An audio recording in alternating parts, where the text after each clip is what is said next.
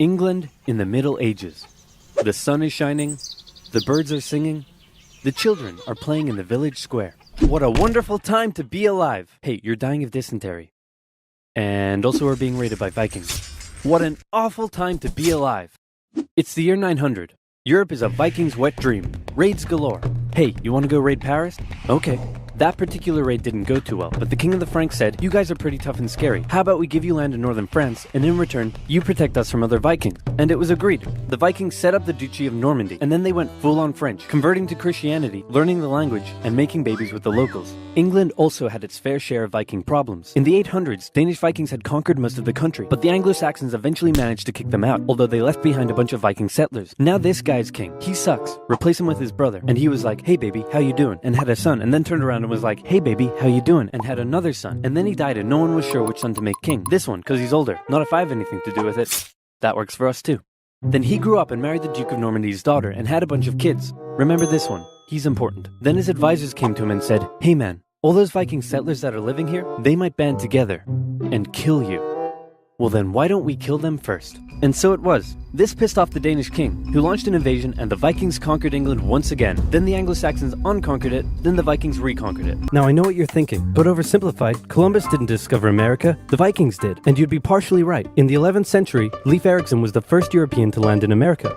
The king's family had to go into exile, including Edward. Remember him? He went to Normandy where he lived for 30 years. He and his brother Alfred tried to return to England to retake the throne from the Vikings, but they were betrayed by the Earl of Wessex, who said, "Hey friend, I'll take you to London where all the nobles are waiting to make you king. Oh no, look out, red hot poker in the eyes. I can't see." And thus you can't be king. Edward then escaped back to Normandy. After a few more Viking kings came and went, one finally died without an heir, and Edward was called back to England where he became king. Here's the thing about becoming a king in the Middle Ages. Often your entire country won't support you at first. You can be vulnerable to rebellions, and it's up to you to take control. Fortunately for Edward, there was already a super powerful guy who had a lot of control over England, and if Edward could get his support, then England would be his. Who is this guy?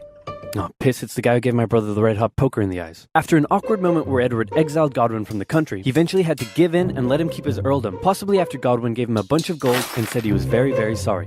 King Edward also married Godwin's daughter. Then Godwin died, and his massive fortune was passed down to his sons, who all became earls. In particular, this one became the new Earl of Wessex. Harold Godwinson was now King Edward's brother-in-law. He was a close advisor to the king, a brave warrior who had proven himself in battle against the Welsh, and in many ways he was almost like a co-king. Uh-oh, Edward got old and he's on his deathbed. Possibly for religious reasons, or maybe because he wasn't happy about having to marry her, he didn't boink his wife, and as a result has no kids, meaning there's no obvious heir to the throne, meaning I'm gonna be king. He does have a grandnephew, it could be him. No, let's go with me. Just one problem. I mentioned that Edward's mother was a Norman. Edward grew up in Normandy, and he had a lot of Norman friends. The current Duke of Normandy was William the Bastard. Why was he called the Bastard? One day his father was sneaking out of his castle when his advisors said, "Where are you going?" To the tanner's shop? Why? To get a tan. But that was a lie. Firstly, because tanners give you leather, not tans, and secondly, because he was really going to see the tanner's daughter. One thing leads to another, and out comes baby William, born out of wedlock. Thus, an absolute bastard. His father died when William was 7 or 8, and he became the new Duke. He spent most of his childhood narrowly avoiding assassination, which probably turned him into the big balls tough guy he's remembered as today. In 1051, the town of Alençon tried to rebel against him, and the townspeople beat on dead animal skins as an insult to his commoner mother. William was furious, and he responded by, well, let's just say it wasn't pretty. That's the kind of guy we're dealing with here. William and Edward were good friends, and Edward allegedly promised that William could have the English throne after him. A decade later, Harold Godwinson even visited William, and pledged an oath to him over holy relics, promising that William could be the next king of England. Although it's possible Harold only did it because William was holding his family hostage. So when William heard that the king was on his deathbed, he said, "Hooray, I'm gonna be king." So now you have two extremely powerful men who both think they're about to become the next king. But wait. This guy is the King of Norway. He spent most of his life as a warrior for hire, fighting for whoever would give him the most gold. You name a place, he probably fought a war there. Poland? Yep. Estonia? Yep. Against pirates in the Mediterranean? Yep. The Holy Lands? Sicily? And Bulgaria? Yep. He got crazy rich off the back of it and was swimming in gold. Then he returned home and became king. One of the previous Norwegian kings had made an agreement with one of England's Viking kings, saying that when that Viking king died, the King of Norway would get the English throne. Hardrada felt that because of this agreement, he was now entitled to the English throne. He was also eager to go on one last big conquest that would turn him into a legend. So when he got word that Edward was on his deathbed, he thought, I'm going to invade England, and then I'm going to be king. So now we have three extremely powerful men who all think they're about to become the next king of England, and that means somebody's probably about to get hurt. Back in England, Harold Godwinson is watching over the dying King Edward. Suddenly, he comes out with a shocking announcement. Hey, everyone, gather in. That's it. Come closer. Don't be shy. Okay, so I've got bad news. The king is dead. I know, very sad. But good news. He said that I should be the next king, so hooray for me. And, oh yeah, he said that if he once told anyone else they could be king, that he doesn't like them anymore, and they should just stay in Normandy. And also he said that no one should ask any further questions. Okay, good talk. Go do whatever it is you do. Usually it took months of preparation to crown a new king, but Harold rushed it and he had himself crowned the same day King Edward was buried. In Normandy, William's advisors came to him and said, "Hey Big Willie, bad news, Harold Godwinson has taken the English throne." And William was furious, so he sent an envoy to Harold who said, "William says you stole the throne and demands you immediately return it to him." Let me think about that. No. He said no. That bastard. Wait, I thought you were the bastard. Dude. Uncool. William immediately began gathering his armies together and preparing for an invasion of England. Now, killing a king was generally frowned upon in old-timey Europe because they were considered to have been chosen by God himself. So back in Normandy, William had to get God on his side. He needed the Pope's blessing for his conquest, so he went to the Pope and said, "Godwinson made an oath to me over holy relics, and then he usurped the throne. Can I kill him?" Sure, why not?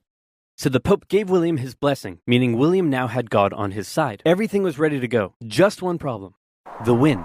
It was blowing the wrong way, and William had to wait with his army in Normandy, while Godwinson waited with his army in the south of England. They waited, and waited, and waited, and then William said screw it and sailed for England and got shipwrecked because the wind was blowing the wrong way. So then he decided to keep on waiting. They waited for 2 months and the wind never changed. Eventually Godwinson got bored and also ran out of food for his soldiers, so he sent them all home and he returned to London. The south coast was undefended and all William could do was keep waiting. While the northerly wind kept William in Normandy, it was carrying Hardrada and his Viking army to England. Hardrada landed near the old Viking city of York and defeated a regional army led by the Northern Earls, and York surrendered. When Godwinson heard about this, he must have been pretty upset. He had just disbanded his army, and now he had to gather them all together again and march all the way north. He made the exhausting journey in just 4 days, which is crazy quick, and he caught the Vikings off guard and unprepared for battle. The two armies stood on either side of the river Derwent. Legend says that a berserker Viking single-handedly held the only bridge crossing the river, dodging arrows and fending off attackers, until some English soldiers got under the bridge in a barrel and gave him the old spear in the jewels. This gave the Vikings enough time to form a shield wall, but because they had been caught off guard, many weren't wearing their chainmail and armor, and the English eventually defeated them, killing Hardrada, and with him, bringing the Viking era in England to an end.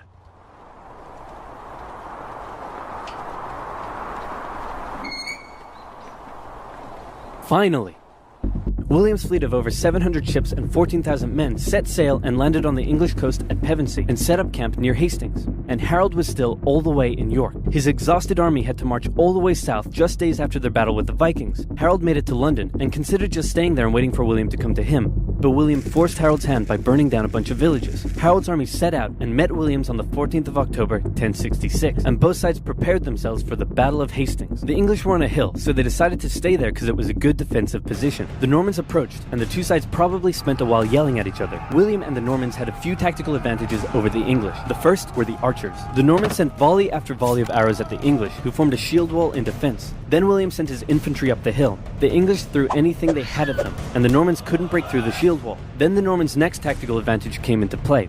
William sent his cavalry up the hill, but even they struggled to break through the shield wall defenses. Wave after wave of infantry and cavalry came, and Harold knew all he had to do was let the Normans exhaust themselves and he would win. But then something a bit strange happened. It's possible the Normans incorrectly believed William had been killed. Maybe they lost their will to fight against the shield wall, or maybe it was an intentional deception tactic. But suddenly, the Norman forces turned and ran away from the English. Believing they had won, the English broke their shield wall and chased down the retreating Normans, who then turned around, encircled the English troops, and cut them down. In the chaotic fighting that followed, Harold Godwinson was killed, the most popular theory being that he took an arrow in the eye. The English were defeated, and William had won. He was no more just a bastard. Now, he was a conqueror. At first, the English nobles were reluctant to make him king, but William burned down a few more villages, and the nobles eventually gave in and offered him the crown. As he was coronated, the local villagers in Westminster let out a cheer of support, but William thought it was a riot, so he burned down the village. William then had to go on a long and costly campaign of quelling rebellions and burning down villages all over England to force the people into submission. And England went through a massive transformation under its new Norman rule. English nobles were replaced with Normans. They built castles and grand cathedrals, but one of the most interesting changes occurred within the English language. The Normans brought their dialect of French to England, and it merged with Old English in ways we still live with today. First of all, the Normans were obviously the ones in power, so words related to power like government, judge, castle, and crown come from the Normans. Words that are considered posher or more refined are usually the Norman ones. At first, the Anglo-Saxons probably weren't that friendly to the Normans, while the Normans likely weren't that amiable towards the Anglo-Saxons. An Anglo-Saxon might come into a room, but a Norman would enter into a chamber. An Anglo-Saxon might buy themselves a shirt, while a Norman would purchase a blouse. And while that filthy peasant's new shirt may be fair, the Norman blouse is absolutely beautiful. The Normans actually considered some Anglo-Saxon words so crude that I can't even say them on YouTube. But there's more. Ask an Anglo-Saxon what job he does, and he might respond with some low-level trade, such as a baker, a miller, or a shoemaker. But a Norman has a skilled trade, like a painter, a tailor, or a merchant. The Anglo-Saxon farmers working in the fields owned many cows, pigs, and sheep, but once they were served up in a Norman banquet, they became beef, pork, and mutton. And written English changed too. Since many Anglo-Saxons couldn't write, the written language was romanticized. Your annoying friend that says cool whip might just be speaking an Old English dialect, as the Anglo-Saxons originally wrote it when, where, and what, but the Normans swapped the W and H around, and the long English A vowel sounded more like an O to the Normans, so you can thank them that you live in a home, not a ham. Holy smokes! Christopher Columbus, that is no way to address the King and Queen of Spain. What is wrong with you? Okay, so you know how we're looking for a new trade route to India, right? Right. And the Earth is round, right? Right. So I'm thinking we can just sail the other way around the planet, right? Yeah. So I set sail, right? Mm-hmm. And I reach India, right? Right. Wrong. Wrong. I did not reach India. I did not. Alright, no, alright, get to the point. Did you know there's a whole nother freaking continent out there? Okay, and you think I should care about this? Why? Oh, I'm sorry, did I forget to mention there's gold everywhere? Gold? Columbus landed in Central America in October 1492, and he had the time of his life. And by that I mean he went on a huge theft and murder spree. He stole gold, jewelry, people, and a hammock. And then he returned to show off all of his riches, including a few previously undiscovered items such as tobacco, the pineapple, turkeys, and a hammock. And suddenly the race was on to explore and conquer the New World. Hi, English mariner John Strong. Hi, Anthony Carey, 5th Viscount of Falkland. I would very much like for you to go to Chile and locate the wreck of a Spanish treasure ship for me. Okay.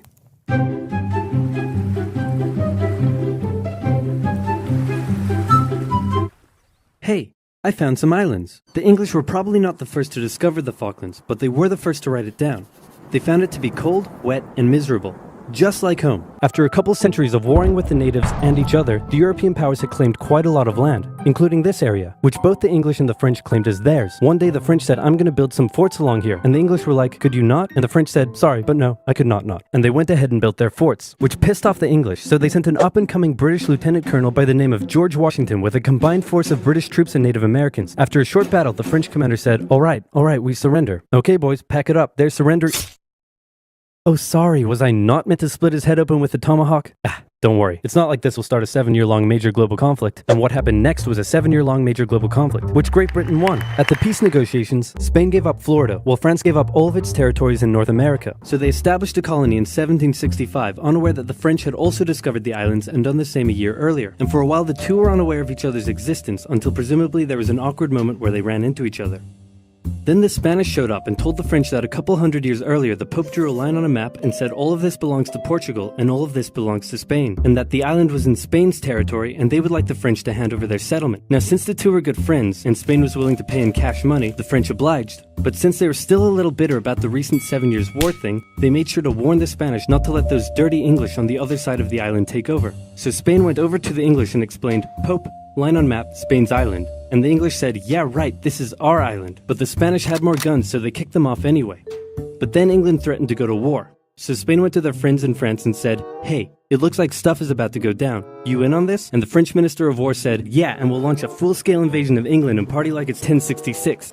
But then King Louis XV said, 1, you're insane, and 2, you're fired. Sorry Spain, we're not ready for a war right now. So Spain had to give the English their settlement back, saying it's still our island, and the English said no, it's our island. But Britain's victory came at a cost, a £60 million cost. They were now broke, in a lot of debt, and had to come up with some way to repay it. So they went to the colonies and said, okay, listen up. So a huge part of the war was spent protecting you from the French, and now we have no money because of it.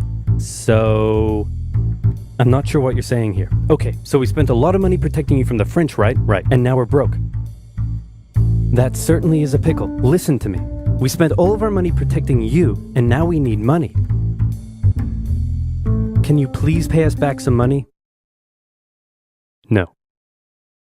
Okay, we're just going to go ahead and tax you. In 1764, Britain introduced the Sugar Act, forcing the colonists to import sugar and molasses exclusively from the British and to pay duties on them. Then a year later, they introduced the extremely controversial Stamp Act, and it worked a little something like this. Hello, shopkeep. Hello, Mr. Bungleberry. Here's the deed for your new shack. Stamp. That'll be 3 pence, please. Wait, what was that? It's the new tax. I get a stamp on any paper or documentation I make, and you have to pay for it. Would you like to see this pamphlet that explains everything? Yes, please. Okay.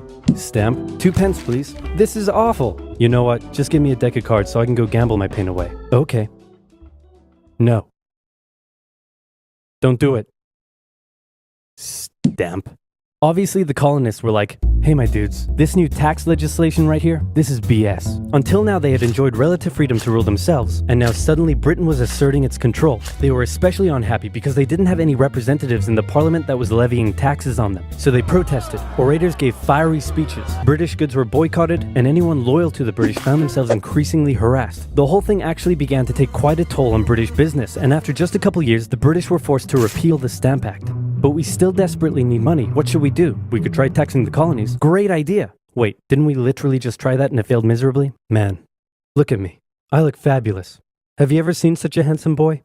No siree, Georgie. No way. You're the handsomest, smartest, most popular king that ever lived, and everybody likes you. You're doing such a good job. Your Majesty? Oh, you're still here.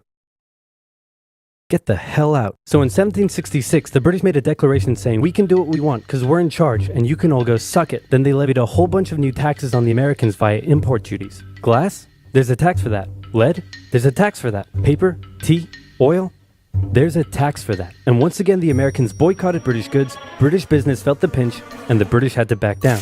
Alright, this is ridiculous. They're my colonies and I have to be able to assert my control. Repeal all the new taxes except for the one on tea. Also send 1,000 troops to Boston to take control. Oh, and make the colonists pay for them. And as British troops arrived, the tension in Boston was palpable. You could cut it with a knife, and it was all about to come to a head. On March 5th, a band of local patriots began heckling a British guard at the customs house. More and more Americans joined in the heckling, while more British troops turned up in support of their comrade. Snowballs were thrown at the British. The snowballs turned to rocks, the rocks to oyster shells. The soldiers, outnumbered, panicked. One thing leads to another, and you can see where this is going. 5 civilians were killed. The Patriot press throughout the colonies declared the Boston Massacre an unwarranted crime committed against the people of Boston by the cruel British, and the anger continued to grow. A British revenue schooner that ran aground in Rhode Island was burned by the locals. When it came to light that the governor of Massachusetts supported the suppression of the colonists, his house was burned by the locals. And next, the colonists would set their sights on the remaining tax on tea.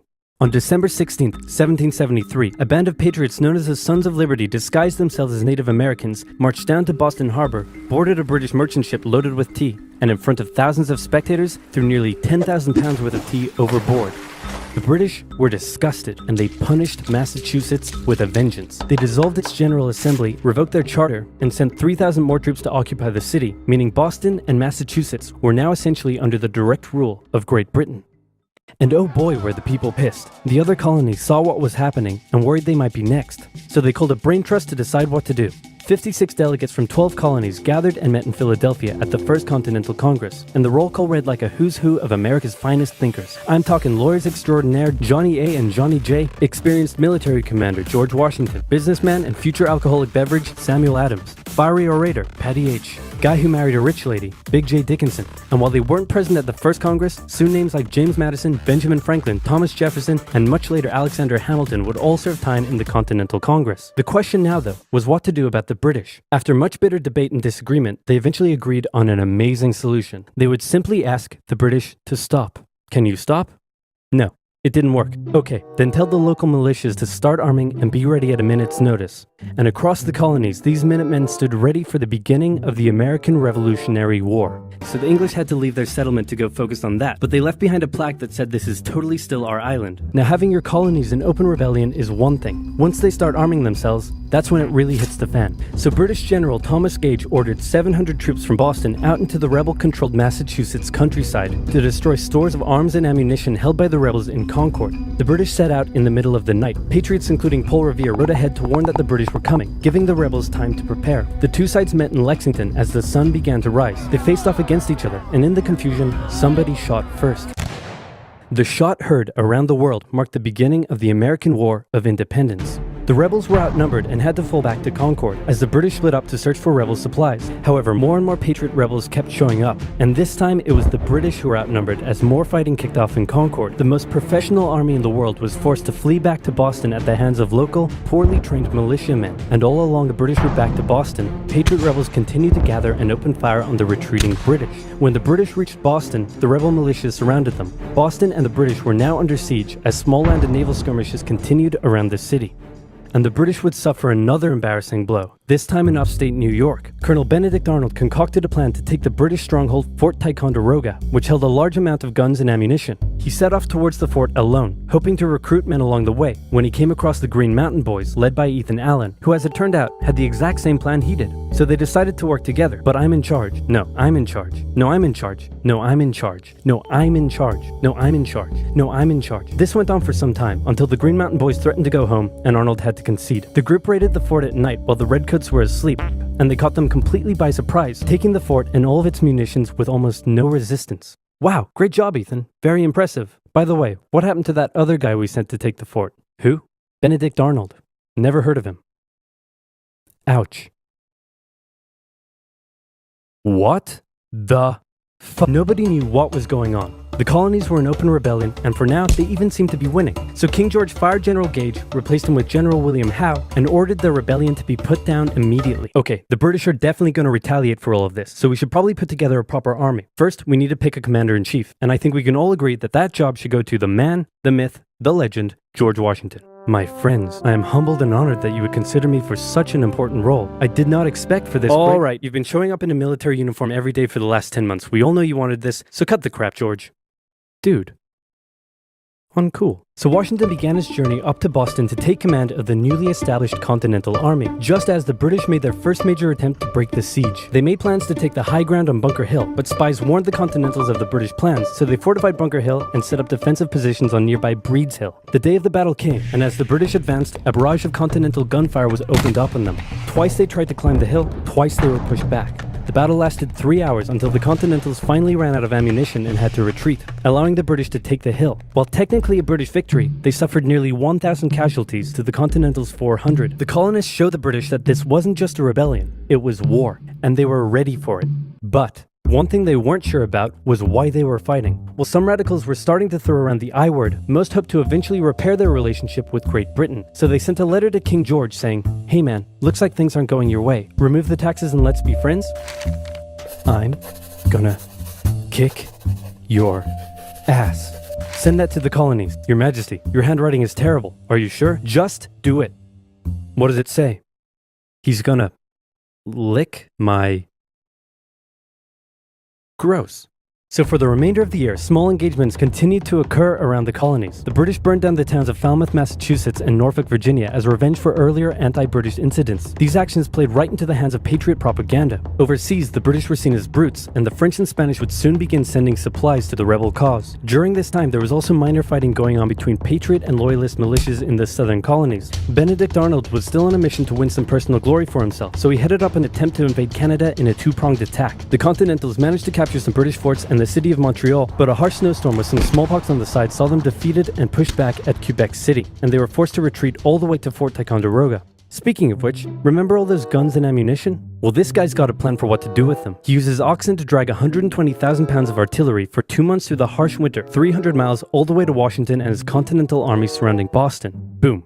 Washington's got himself some big guns, which is fortunate because up until now his army had been suffering through the cold winter, not knowing when the siege would end. Now, they could make a move. Washington wanted to launch a full assault on the city, but his junior officers felt the British were too fortified, and to his credit, Washington was great at hearing and taking on board the ideas of others. Instead, the Continentals worked through the night setting the guns up on Dorchester Heights, overlooking the city, and when dawn broke and the British saw the guns, they knew they were toast. Their positions were completely exposed. It was checkmate. They had no choice but to abandon the city. 120 ships carried 9,000 redcoats and 2,000 loyalists away to an unknown fate, and Washington had his first victory of the war. Washington then moved his army to New York, knowing that when the British returned, they would probably land there. In the meantime, a friendly-looking old man by the name of Thomas Paine had written and published a pamphlet called Common Sense, in which he advocated for total independence from Great Britain. It spread across the colonies like wildfire, and to this day remains the best-selling title in America. It was read aloud in taverns and meeting halls, and brought the idea of independence into the mainstream. Congress began to seriously consider the idea. Thomas Jefferson was selected to write up an official Declaration of Independence, and he went hard, writing that all men are created equal, with certain inalienable rights, including life, liberty, and the pursuit of happiness. Of course, Jefferson had over 100 slaves, but we don't have to talk about that. On the 2nd of July, Congress voted unanimously in favor of independence, and John Adams declared that the 2nd of July would go down as the most remembered day in American history. Then a couple days later, independence actually came into effect. The United States of America was born. There was no turning back now. The Americans tore down a statue of King George in New York and melted him down into 42,000 musket balls. To the British, it was treason, and if the king had his way, Washington and all of Congress would be hung. Speaking of the British, guess who's back? The king sent an intimidating force of 130 warships and 25,000 men to New York. Washington knew that taking on the most powerful military in the world wouldn't be easy. The British set up camp on Staten Island as the Americans dug into defensive positions around Brooklyn Heights, waiting for an attack to come. But the British just waited, wearing down their opponent's nerve while building their own strength. At one point, they launched a big scary artillery barrage and then said, you know, if I was you right now, I'd probably sue for peace. But Washington told them to shove it. The Americans kept holding out for what was coming, and when they finally hit, they hit hard. 15,000 British troops approached the American position, and the two sides fired on each other in massive rows. But what the Americans didn't realize was they were only fighting a decoy. The main British force was going around to flank the Americans from behind, and when they arrived, they inflicted heavy casualties. The Americans panicked and retreated back to Brooklyn Heights, where they then found themselves trapped between the British army and the river. It looked as though the war was already lost, but luckily, instead of attacking, the British decided to dig in for a siege, and then a thick fog set in, allowing Washington's army to escape across the river unimpeded. The British continued to chase and engage the Americans up Manhattan, and the Americans suffered defeat after defeat after defeat. It was a disaster. Washington's leadership was called into question, as thousands of American POWs were left to rot as traitors. Washington's army fled through New Jersey all the way down to Pennsylvania. Rarely had an army been so badly beaten, yet survived to fight another day. Washington's butt was sufficiently kicked. Winter was here. His troops' morale was low, some just up and left. Washington needed to do something, anything to restore faith in the revolution. The British had spread throughout New Jersey and settled in for a winter of drinking cider and partying hard. Nobody expected an attack in the winter, so Washington started making plans for an attack in the winter. The British had hired a large force of Hessian mercenaries from the German states of Hesse-Kassel and Hesse-Hanau to fight the rebels. It was these mercenaries that were stationed across the Delaware River from Washington and his army. And there were more Hessian reinforcements incoming, but they made an unscheduled stop because their commander got thirsty. No, not that kind of thirsty. That kind of thirsty. It was Christmas Eve with a blizzard outside when Washington heard the Hessian defenses were down, and he decided to attack. He made a perilous crossing of the icy Delaware River with 2,400 men and marched 9 miles to Trenton, where he caught the Hessian forces completely off guard. After a short but fierce battle, the Hessians surrendered in droves. It was a much-needed victory that sent a clear message, not only to the British, but to Americans across the colonies. The war was far from lost. General Cornwallis led the British forces south to counterattack the Americans, but in a series of battles, Washington's defensive positioning and flanking maneuvers defeated the British 3 times in 10 days, and the British decided to abandon southern New Jersey for the rest of the winter. Washington finally set up a winter camp in Morristown, but for the Americans, there was much less partying than the British. Elsewhere, the British had taken Newport, Rhode Island, because it was a good naval base. In the south, they failed to take Charleston, South Carolina, which left British loyalists unsupported and vulnerable to more harassment and even mass expulsion. Congress sent Benjamin Franklin to France on a mission to convince them to join the war, and while the French generally loved any opportunity to hoodwink the Brits, they didn't want to join unless it was a sure win. So for now, Franklin spent his days chilling out and chasing tail. The British Parliament couldn't believe the war wasn't over yet, and the pressure was on to end it. So the British came up with a plan. General Burgoyne in Montreal and General William Howe in New York would advance through the Hudson Valley and meet in the middle, splitting the colonies in two, and thus screwing over the American communication lines. Burgoyne began his movement south, and after taking Fort Ticonderoga quite easily, he then came across heavy American resistance, so he sent Howe a dingle-dongle asking if he'd be showing up anytime soon. Meanwhile, Howe had completely abandoned the plan and gone for all-out personal glory by capturing the American capital, Philadelphia. He defeated Washington and his army at Brandywine Creek by using the old hit him with a decoy and flank him from behind tactic, and Philadelphia was now in British hands, forcing Congress to escape to York. But Burgoyne was left on his own to face the ever-increasing American force in Saratoga.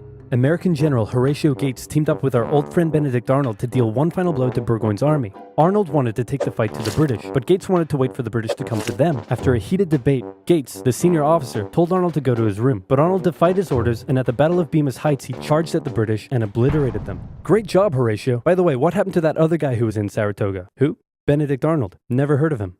Ouch. Hey George, didn't I do a great job? Taking Philadelphia and all? Didn't I? You're fired. Both Burgoyne and Howe returned to Great Britain, leaving British General Henry Clinton to take charge of the war. And the war was about to take a nasty turn, because with the victory at Saratoga, the French were finally ready to join the Americans. Alright, Benny, we're in. Hey, isn't this kind of funny? You know, because you're a republic trying to overthrow an absolute monarchy, and I'm an absolute monarchy helping you? Like, could you imagine if your revolution inspired my people to revolt against me, and then they imprisoned me and all my family, and they chopped all of our heads off? Could you imagine? That's called foreshadowing.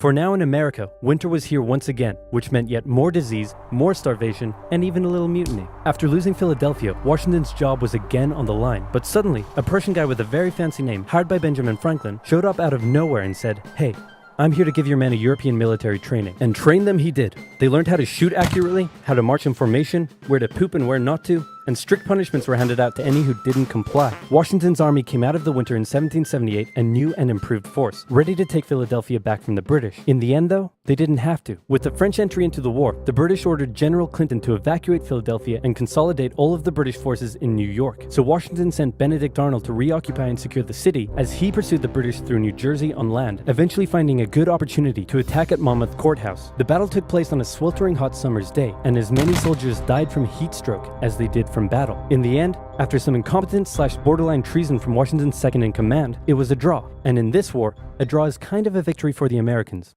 Next up, let's talk about this guy. This is John Paul Jones. John Paul Jones is handsome, Scottish, and absolutely insane. When the war first broke out, everyone was like, how did the colonies expect to stand up to the might of the British Navy with their meager fleet of converted merchantmen? Yep, try telling that to John Paul Jones. This guy sailed to the British Isles, somehow captured a British ship off the coast of Ireland, and brought it back to France. Then he returned, attacking more ships, raiding towns, and evading capture the entire time. These are basically pirate tactics. But hey, if it works, it works. In one incident, he captured a British ship and returned to a Dutch port without an official ensign because his was lost during the battle. That's a big no-no and can have you arrested as a pirate. The Dutch helped him out by quickly creating a design based on Benjamin Franklin's description of what the American flag should look like, and they entered it into their records as an official US flag. What they came up with looks pretty cool. The whole campaign probably played heavily on British morale and brought into question their ability to win the war. And fun fact, he was so cool that one of the towns he raided in 1778 gave him an official honorary pardon in 1999. Keep ripping in heaven, John Paul Jones.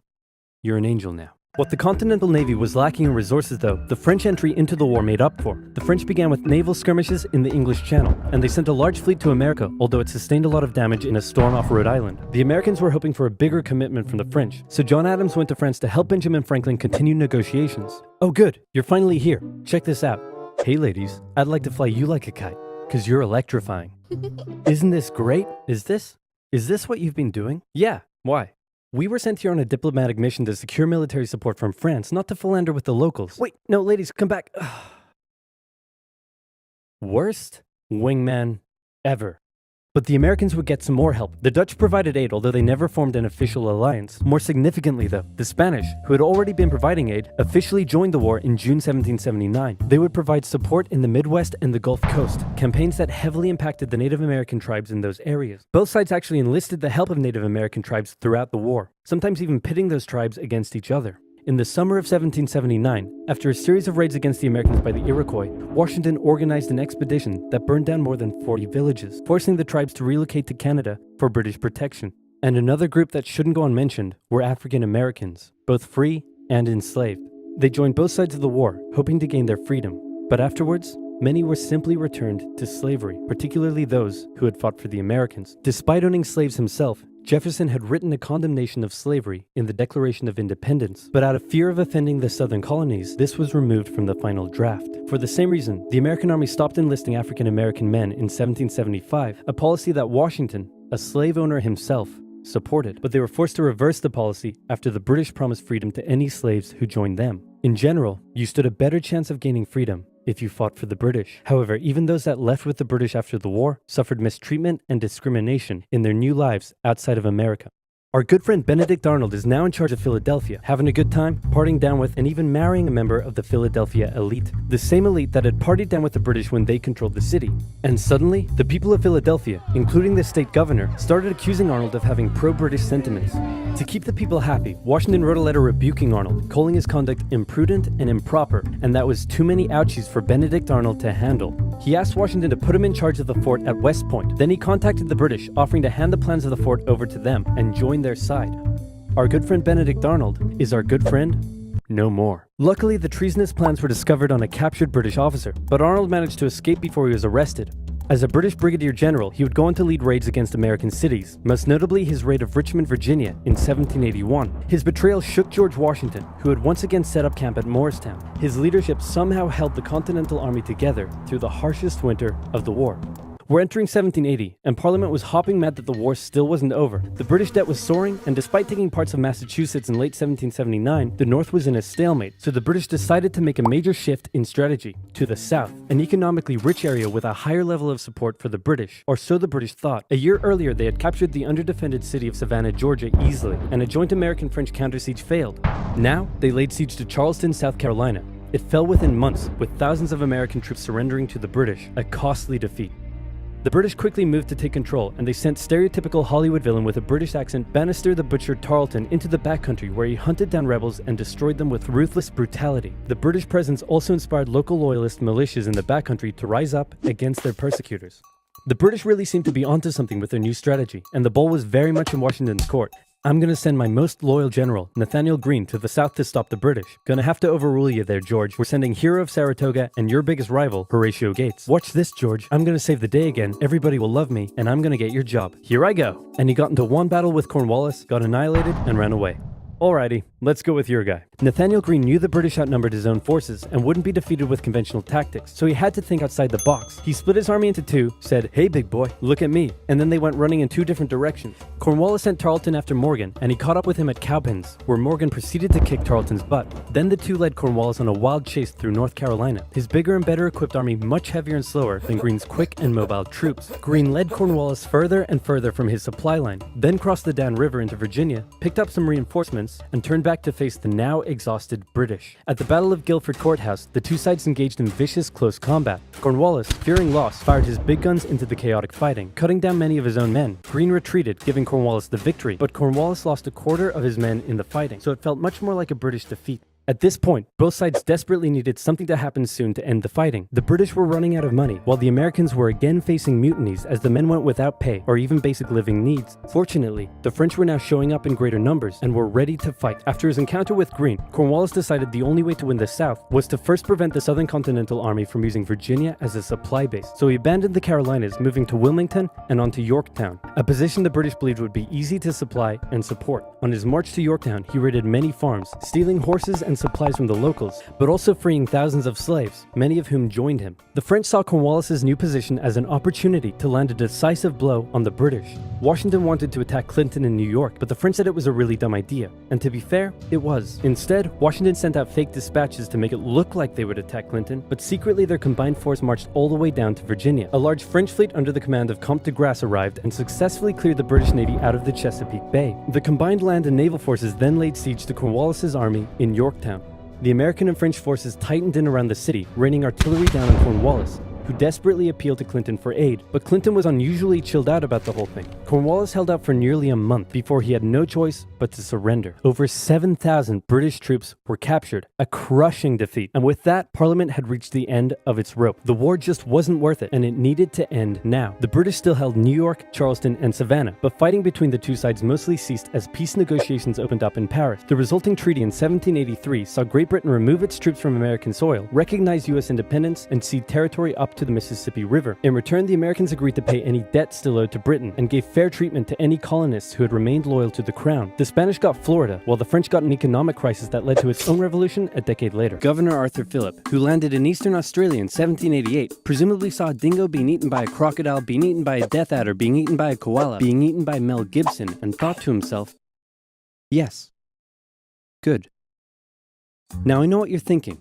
But oversimplified, the British didn't discover Australia, the Vikings did. And you'd be wrong. I'm not sure why you'd think that.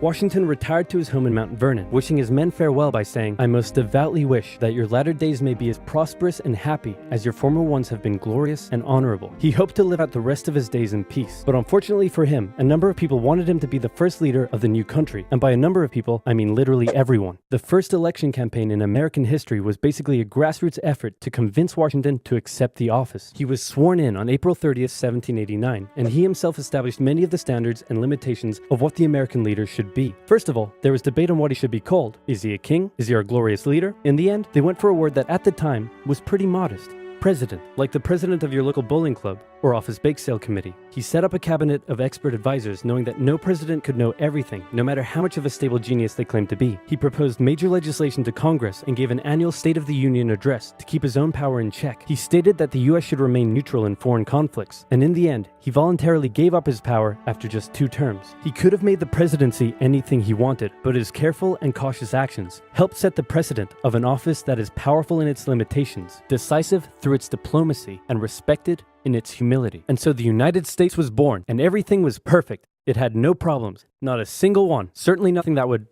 cause such an extreme divide that it would lead to a civil war.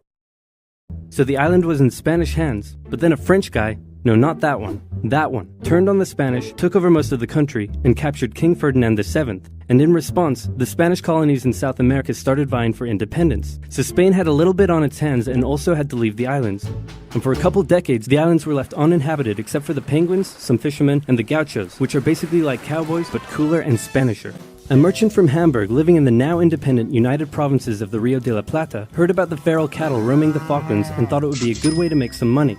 So he got permission from both Buenos Aires and the British government to set up trade there as a private venture. Some American ships came down and began hunting whales and seals around the islands, and Verney wasn't too happy about it. So he asked Buenos Aires for some military assistance in defending the islands, but Buenos Aires said, meh, do it yourself, gave him some weapons, and appointed him governor of the islands. So he seized the US ships and arrested their crews. In response, 2 things happened. First, America came down and said, nice settlement you have there.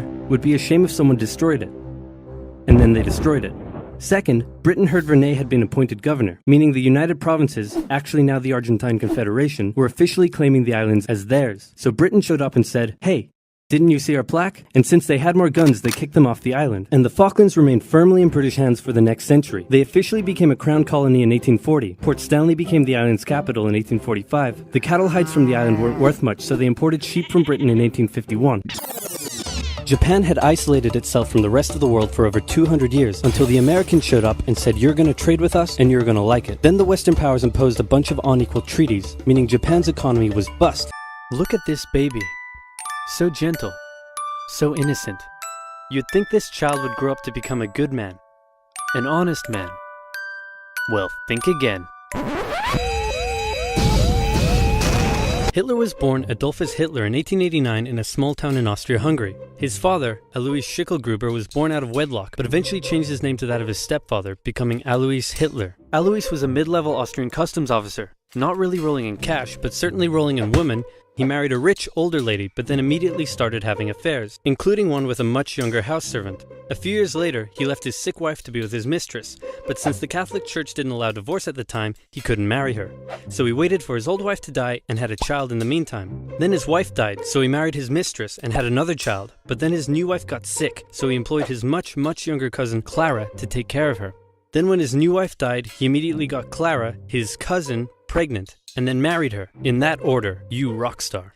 Clara and Alois had 3 children together, who all tragically died while in infancy. So when the 4th child, Adolf, came along, Clara spoiled him rotten. The Hitlers had 2 more kids, and the family moved around a few times, meaning Adolf had to attend 5 different elementary schools. Adolf's father was strict, quick to anger, and took most of it out on the eldest son until he had enough and ran away at the age of 14, leaving 7-year-old Adolf to do most of the chores and get berated by his father.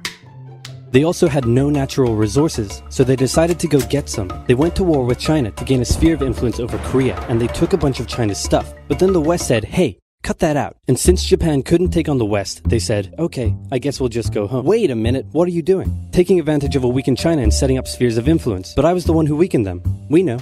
And you guys didn't let me have anything. We know. That seems unfair. We don't think so.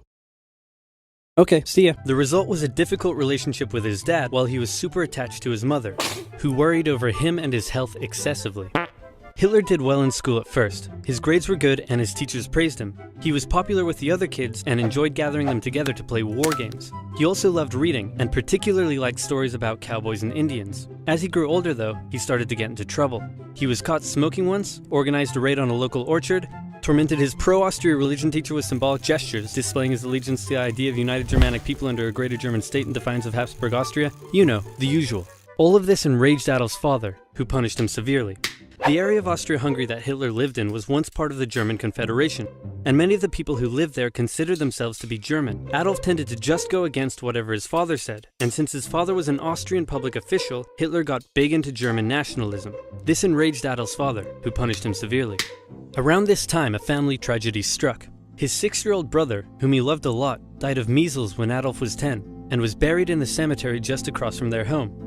Around this time, neighbors reported a change in the young boy. Strange behaviors such as talking to trees and staying up late staring at the stars from the cemetery walls. He lost interest in religion, and his school grades started to decline, which enraged his father, who punished him severely. It's 1902. A young man by the name of Benito Mussolini moves from Italy to Switzerland to avoid military service. He gets big into socialism, working for trade unions, writing for socialist newspapers, advocating a violent overthrow of European monarchies, the whole shebang. This gets him in a bit of trouble with the Swiss police, so he gets arrested, sent back to Italy, set free, returns to Switzerland, is arrested again, goes back to Italy again, completes his military service after previously avoiding it, and then after a brief stint as an elementary school teacher, he finally returns to work as an avid socialist. It also didn't help that he had just entered high school, and the cool city boys treated him like a rural peasant. He had to repeat a grade and had little interest in most school subjects, instead spending his time reading and drawing, which he was quite good at. One day his father said, "Son, someday you'll be a big balls public official like me." And Adolf replied, "No, father, I'm going to become an artist and soar high above the clouds with the eagles." This enraged his father, but by this time he was an old-ass man, so he just sort of let it go, and then died of a lung hemorrhage. So Japan thought, screw this, and went to war with Russia, and stunned everyone by actually winning. Then they fully annexed Korea, but they didn't stop there. Hitler just about passed his final semester, and celebrated in the typical way, by getting blackout drunk and wiping his ass with the certificate. However, he didn't take the overall final school exam, instead just dropping out. The now 16-year-old boy was unemployed, without much purpose in life, and for the next 3 years he stayed that way. He spent most of his time at the opera with his only friend, August Kubizek. Kubizek later wrote his memories of the young Hitler, and said he was passionately interested in many things, felt he was in many ways better than others his age, was quick to anger just like his father, and an incredible speaker once he was ranting. When he was 18, he said a very sad goodbye to his mother and went to Vienna to take the entrance exam for art school. He failed. Soon after, he had to return home. His mother was sick, and her health was rapidly deteriorating. Hitler stayed by her side, and when she eventually died, the family doctor said he had never seen someone so overwhelmed with grief as Hitler was. Then Hitler returned to Vienna, still hoping to find a career in the arts, but he never did. Instead, without parental support, Hitler ended up on the streets. Now in his early 20s, he spent a few rough years living in and out of homeless shelters, making what little he could from selling postcards he painted. His speeches and journalistic abilities made him famous among Italian socialists. He was anti-war, so when Italy colonized Libya in 1910, he rioted and got arrested. It's hard to pinpoint exactly when and how Hitler's extreme ideological beliefs formed, but his time in Vienna would have certainly played a role. Anti-Semitism was widespread in the city. The mayor, whom Hitler supported, was an outspoken anti-Semite.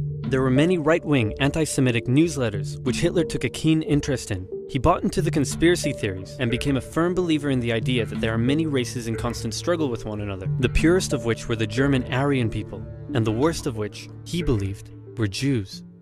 Since Austria-Hungary was a multi-ethnic empire full of lesser races, Hitler wasn't a fan.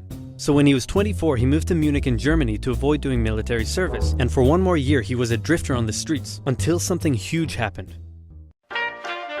The world of 1914, a time of modern technology, culture, and fashion. Truly the height of civilization. Let's have a war. Everyone knew a big war was coming. France wanted some stuff back that Germany had taken from it, Germany wanted to take more of everyone's stuff, and they were building a big sexy navy that was making the British uncomfortable. These two empires thought they were really cool, but lots of different people who lived there didn't think it was so cool. And some of them had even been declaring independence with help from Russia. Everyone was talking about each other behind each other's backs, throwing the fact that military technology had come a long way since the last major war, and suddenly everyone was pretty eager to beat each other up. In this area of Austria-Hungary lived some Serbs and Bosnians who hated living in Austria-Hungary. So the Austro-Hungarian Archduke Franz Ferdinand goes there for a nice drive in an open-top car with his car's route published in advance. And that went just about as well as you'd expect.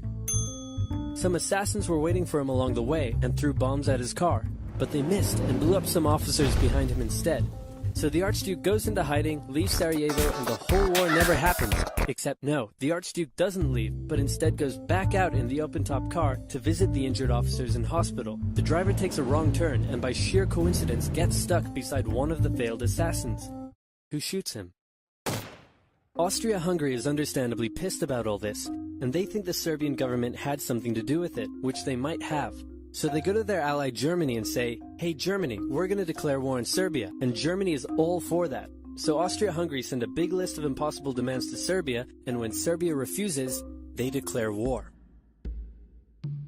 Austria-Hungary and Germany are friends, and Serbia is protected by Russia, who's friends with France, so they'll declare war on each other. Crowds across Europe celebrated the news. Within days, Hitler volunteered for the German army. The war gave him a purpose in life. His fellow soldiers gave him friendship and brotherhood. Despite the horrors of war, Hitler considered it to be the best time of his life. Montenegro joins in too.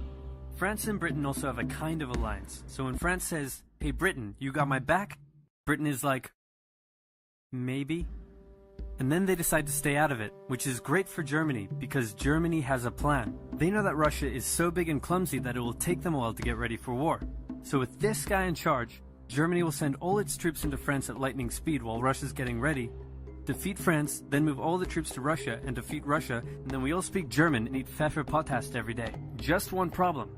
France has loads of forts and defenses along its German border, and Germany can't waste any time fighting them, so Germany decides to go around them. Through Belgium. Belgium is neutral, but Germany wants to march 750,000 troops through it to get around France's defenses. They're hoping Belgium will just kind of sit down and shut up, but they don't. They fight back, and they're pretty good too, so they slow the Germans down. What's worse is that Britain shows up, and they're pretty pissed that Germany's invading neutral countries. So now Britain declares war on Germany. So Germany push on through Belgium and commit some atrocities along the way. They also wear spikes and sometimes skulls on their uniform. So if you're trying to not look like the bad guys, good job. The Allies have a propaganda extravaganza, and this starts having an influence around the world, notably in America. The US President Woodrow Wilson sees himself as a bit of a Jesus figure, and spends most of the war trying to get everyone to just hug it out. But there's also a large population of ethnic Germans living in the United States, and when the war first broke out, they were like, "Yay, Germany!" But now that they're committing atrocities in Belgium, they're less enthusiastic. Let's play Spot the French Soldier. Did you see him? Easy, right? He's wearing a bright blue uniform with red trousers. And do you know who else spotted him easily too? The Germans.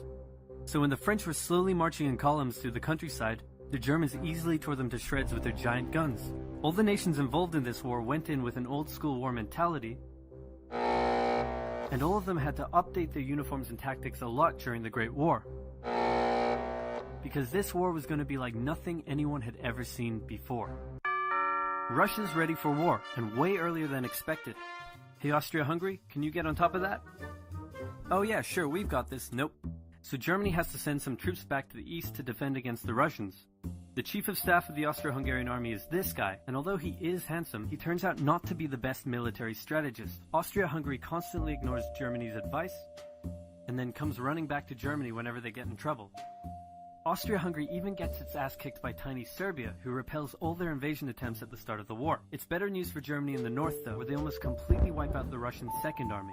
Back on the Western Front, the Germans continue advancing and are in sight of Paris. At this point, anyone would be forgiven for thinking the Germans were going to get that quick victory after all, but then things start to go wrong. The French commander-in-chief knew something had to be done, and he ordered his armies to stop retreating. In the resulting battle, a gap opened up in the German lines. If a gap opens up, the enemy can use it to flank you from the side and behind, so the German armies have to retreat. The Allies launch a counterattack, so the Germans dig into defensive positions. The Allies do the same. Then both sides move north, trying to outflank each other along the way. When they reach the sea, they're in a stalemate with trench systems running the whole way from the coast to Switzerland, the beginning of trench warfare on the Western Front. Here's how trench warfare works. Two opposing lines of trenches with no man's land in between. One side would pummel the other with hundreds of thousands of artillery shells, sometimes for days at a time. This had a huge psychological effect on the soldiers, leaving many shell-shocked. Then, the attacking troops would leave their trenches and rush across no man's land, a muddy wet mass of shell craters and barbed wire. The defending trench would unleash machine gun fire on the attackers, inflicting thousands of casualties. The attackers would send wave after wave until either they gave up or the opposing trench was finally overrun. There would be months of fighting and the deaths of thousands in order to gain a few meters or kilometers of land. Living in the trenches was hard work too. Corpses, mud that could swallow you whole, pools of poisonous water, rats, disease, The smell. It's insane that millions of soldiers put up with these conditions, and commanders ordered them to do so for years. With both sides stuck in a hard stalemate, they knew this war wasn't going to be about taking territory, but about simply wearing each other down. The Allies had plenty of men to expend from its overseas dominions, and the British also started a naval blockade, so Germany couldn't import stuff, like food. Neither side really wanted a long grueling war though, so they both thought of ways to break the deadlock on the Western Front. Idea number 1, new frontiers. When the war first broke out, Australia was quick to take German New Guinea. The Allies also quickly jumped on Germany's colonies in Africa, and particularly in German East Africa, locals were enlisted as soldiers and carriers by both sides, leading to a tragic loss of life for the native Africans. Some new combatants entered the war as well. The Allies' new friends were Italy and Japan. Japan was busy building itself an empire, so it was more than happy to take away German islands and colonies in East Asia. He was reportedly a brave soldier and was awarded the Iron Cross, first class. He was also very lucky and had many close encounters with death. Italy actually had an alliance with Germany and Austria-Hungary before the war, but after some tense relations, and then the Allies promising to give them some of Austria-Hungary's stuff, they switched sides. And once again, he protested Italy's involvement. But then he thought, wait a minute, this war could bring about the social climate needed to overthrow European monarchies and bring about the socialist revolution everywhere. And suddenly he was pro-war. But his fellow socialists didn't like his new pro-war stance, so they kicked him out of the party. So then he said, you know what? I'm done with socialism. We need something new, not based on class divisions tearing us apart, but based on unity through nationality. We'll conquer the Mediterranean and reunite all Italian peoples, just like the days of the Roman Empire. I'll call it fascismo, and it will guide the Italian nation to greatness. That's all well and good, Mr. Mussolini, but what kind of haircut am I giving you? Let's go with bold.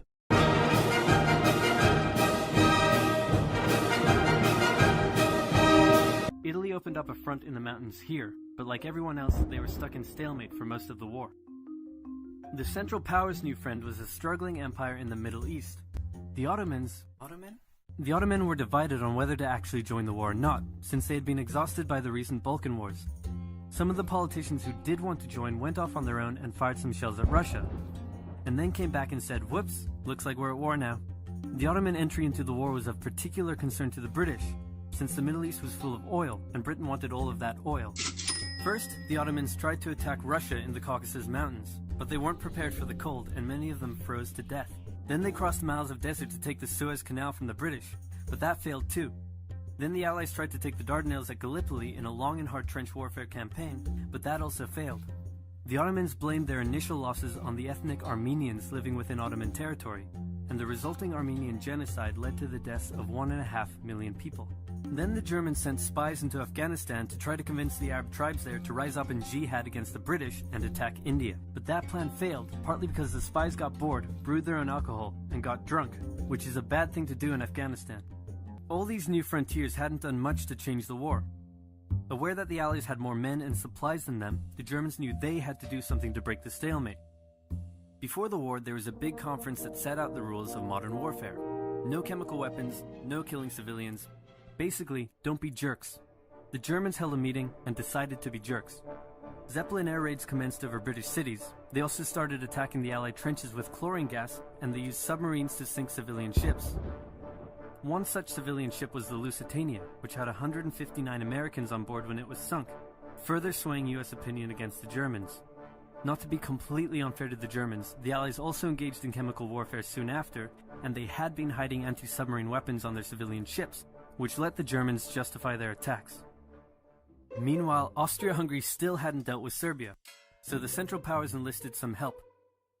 Bulgaria wished it was bigger and was still bitter about losing the Second Balkan War. The Central Powers promised to make all of Bulgaria's wildest dreams come true if they helped, so they signed on, and together they knocked out Serbia. The Serbian troops retreated through Albania, which was neutral but had some ties to Austria-Hungary. So Austria-Hungary entered Albania in a friendly invasion to chase down the Serbians, many of whom escaped by sea. It's 1916, and a lot is happening. As if they didn't have enough enemies already, Germany added one more to the list. Portugal had been getting a bit chummy with the Allies behind the scenes, and Germany didn't like that one bit. Around the same time, the only sea battle of the war happened. Both sides had a new powerful class of battleships called dreadnoughts, but they were so expensive to build that neither side wanted to risk losing them in a battle, so they kept them in port, except for one time when they had a big fight and a bunch of them got damaged, so they didn't try that again. The UK started conscripting men to the army, so they had plenty of reserves, which is just as well because the Western Front was about to get brutal.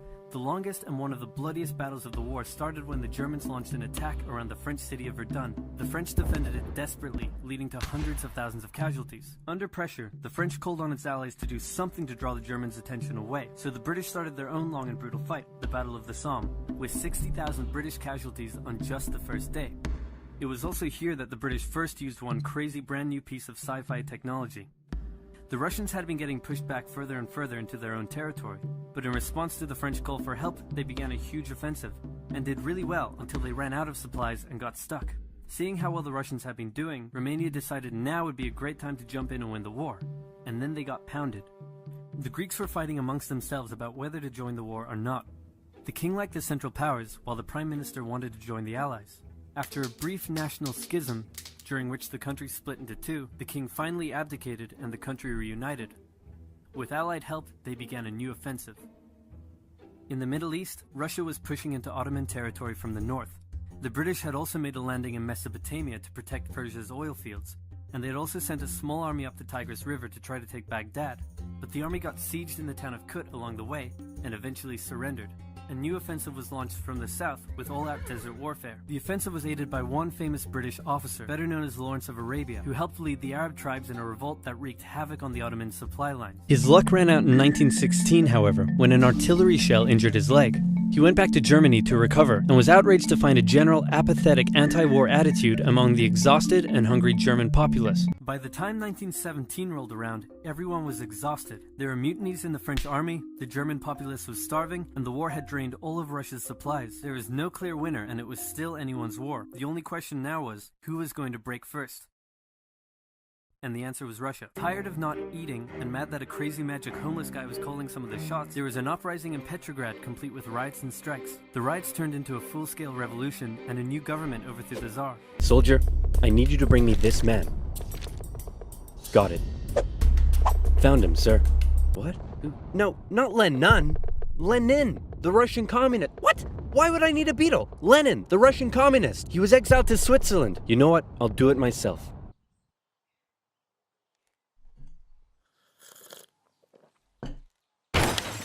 Who wants to start a revolution? Then a few months later, the Bolsheviks overthrew the new government, and they pulled Russia out of the war. This was great news for Germany, who now only had to focus on the Western Front. But there was still one problem. The pesky United States of America was looking increasingly like it was going to join the war. America had been selling supplies to the Allies throughout the war, and was getting super rich off the back of it, meaning it was in fantastic shape and was dangerous to the Germans.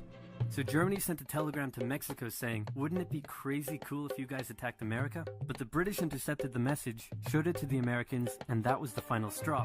American troops began shipping out to Europe. This was terrible news for Germany, and they knew their only hope now was to force France and the UK to surrender before the fresh American troops arrived. It was now or never, so they started one final attack. They converged their troops and hit hard at the Somme and pushed the Allies back. They hit a second time further north, then again and again. With each hit, the Germans were spending more and more resources, while the Allies were getting better and better at repelling their attacks.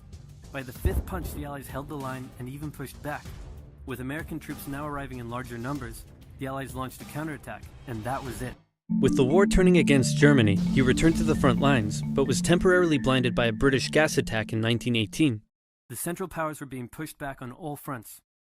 Bulgaria collapsed first, followed by the Ottoman Empire, then Austria-Hungary, and finally on November 11, 1918, at 11 o'clock, Germany surrendered. A month later, still recovering in hospital, Hitler learned of Germany's defeat and surrender. After indescribable suffering and millions dead, the world learnt its lesson and never had such an awful war again. For about 20 years.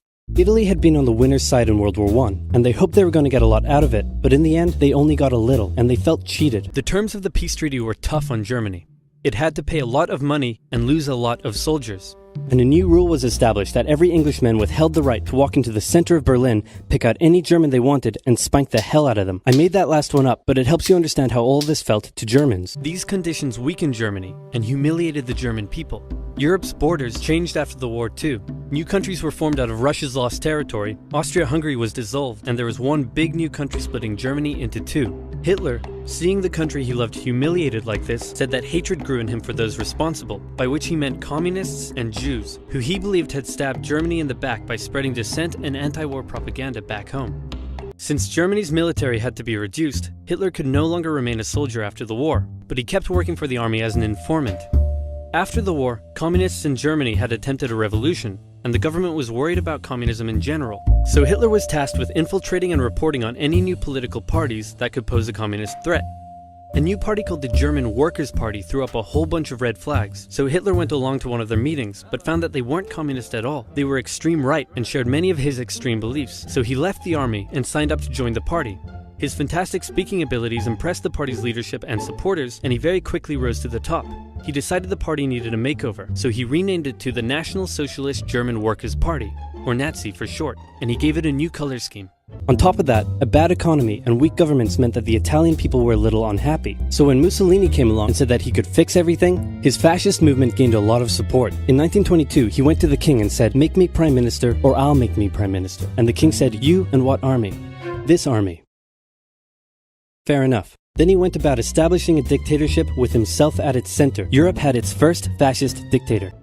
The Nazis weren't very specific on policy, but Hitler made extravagant promises to return Germany to its former glory by undoing the Treaty of Versailles and reuniting all ethnic Germans into one nation.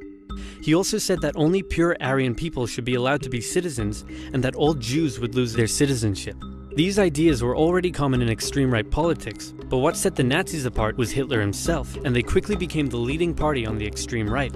Many of the political parties in Germany at the time had paramilitary wings, and the Nazis were no different. Hitler set up the very descriptive Whole Protection Detachment, later changed to the very delightful Gymnastic and Sports Division, and finally settling on the ominous Storm Detachment, or SA for short. Their job was to defend Nazi party meetings and intimidate political opponents, and they would frequently engage in battles with communists on the streets. Since the Allies had demanded a reduction in Germany's military size, many trained soldiers were left unemployed. They liked the Nazi ideology, and it was only natural for them to join the SA, which grew larger and larger over time. The new democratic government that formed after World War I was pretty weak and ineffective. In order to pay reparations to the Allies, it started printing more money. The problem is that printing money doesn't actually give a country more money, it just makes money less valuable. So as the country printed more and more money, it became worth less and less, and the currency crashed. In 1919, $1 US was worth about 4 German marks. By December 1923, $1 US was equal to 4.2 trillion marks. The price of bread rose to 200 billion marks. Banknotes became worthless. Unsurprisingly, in such an economic crisis, Germany struggled to pay the Allies. The French were pissed about this, so they occupied the Ruhr, an area full of factories, and took the economic output from the area as payment. They treated the German civilians badly, and in total, approximately 130 Germans were killed during the occupation. Germans were furious, and Hitler and the Nazis thought that now would be a great time to lead a revolution. In November 1923, inspired by something a certain bold Italian man did a year earlier, Hitler stormed a meeting at a beer hall and called for an uprising against the government. With his supporters, he marched on the streets of Munich, hoping the police would join his side. They did not. Hitler was put on trial for treason. He could have been sentenced to life, but the right-wing judges thought he was a pretty cool guy. Hitler knew the judges and knew that they would be lenient, so he took the opportunity to make impassioned speeches during the trial. And in the end, he was sentenced to just 5 years in prison, of which he only served 9 months. And when I say prison, it was more like a pleasant hotel stay where he had plenty of time to write a book. The whole affair was covered by the media nationwide, and it made Hitler famous. Hitler and his extreme message were now known throughout Germany, but the everyday German still didn't care much for him. He immediately made the country communist, started a 3-year-long civil war, got shot, broke the economy, caused a famine, and then he died. On his deathbed he said, "Hey man, tell whoever's in charge of giving people jobs not to let that jerk Stalin become the next leader. By the way, who did I put in charge of giving people jobs? That would be Stalin, sir."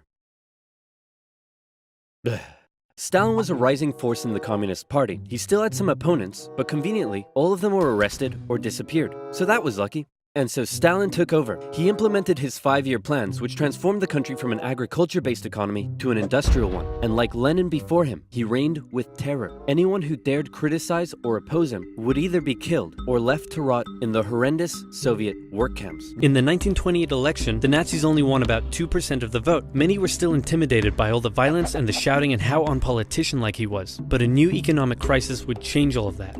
To help Germany pay its reparations, America agreed to give it loans.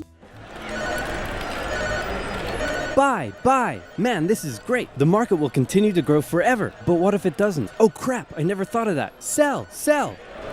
And the stock market crashed, which led to economic downturn, which meant banks wouldn't lend anyone any money, which led to more economic downturn, which meant everyone stopped buying stuff, which led to more economic downturn. And hey, what if all the crops in the Great Plains were destroyed in a drought and then a big dust storm engulfed the area? That's right, more economic downturn. And in an effort to combat the crisis, America began imposing tariffs on foreign imports, which made the economic downturn go global, and the earth got really depressed. But one nation that was hit harder than most by the whole affair, Australia. The problem for Australia was that it relied heavily on its export industries, and in the current economic climate, no one was buying. To make things worse, Australia had introduced its own currency and pegged it onto the gold standard via the British pound, but then the UK started messing with its own peg on the gold standard, and if this is starting to sound confusing, then let me oversimplify it for you.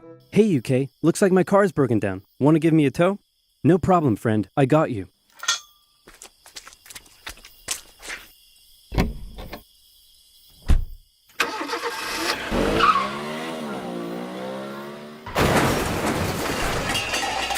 More economic downturn.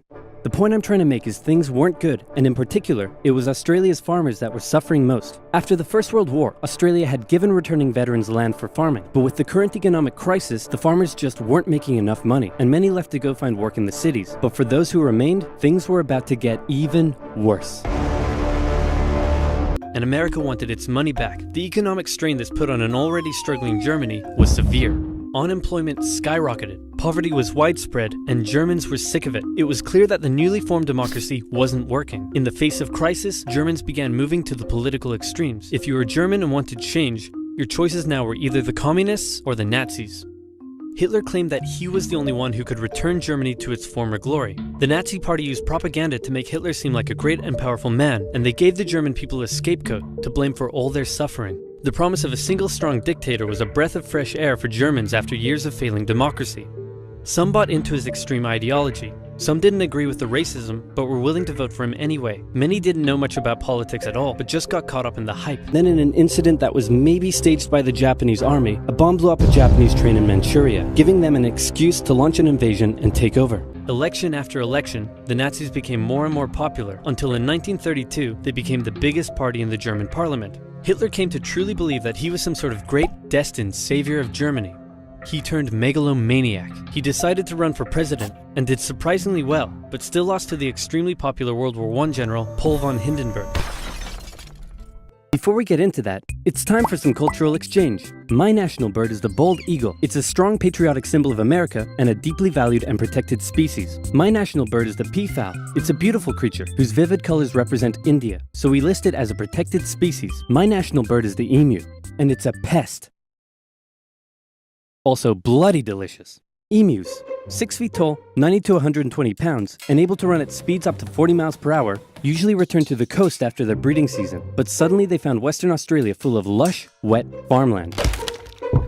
Oh my, look at all this delicious wheat that just so happens to be growing here in large quantities. Hey guys, get a load of this. You know, oh my, wow. Look at all this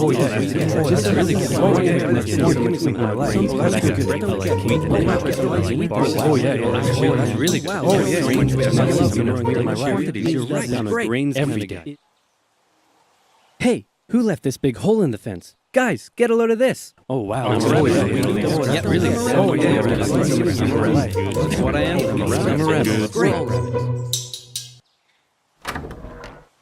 What a lovely morning for some farming. What? Those damned emus, they have it in for me. They're bullies. They're nothing but bullies. Calm down, Bruce. They're just animals. It's not personal. Hey, Farmer Bruce, where did you find that hat? The toilet? Yes. 20,000 emus cost the already struggling farmers millions more pounds in lost crops and damages. The situation couldn't continue like this. Something had to be done. So in 1932, the farmers turned to the government for help. You'd think they'd go to the Minister of Agriculture, but these farmers said no. This is a job for the military. So they went to George Pearce, the Minister of Defense. That's right, Australia was to go to war with the emus.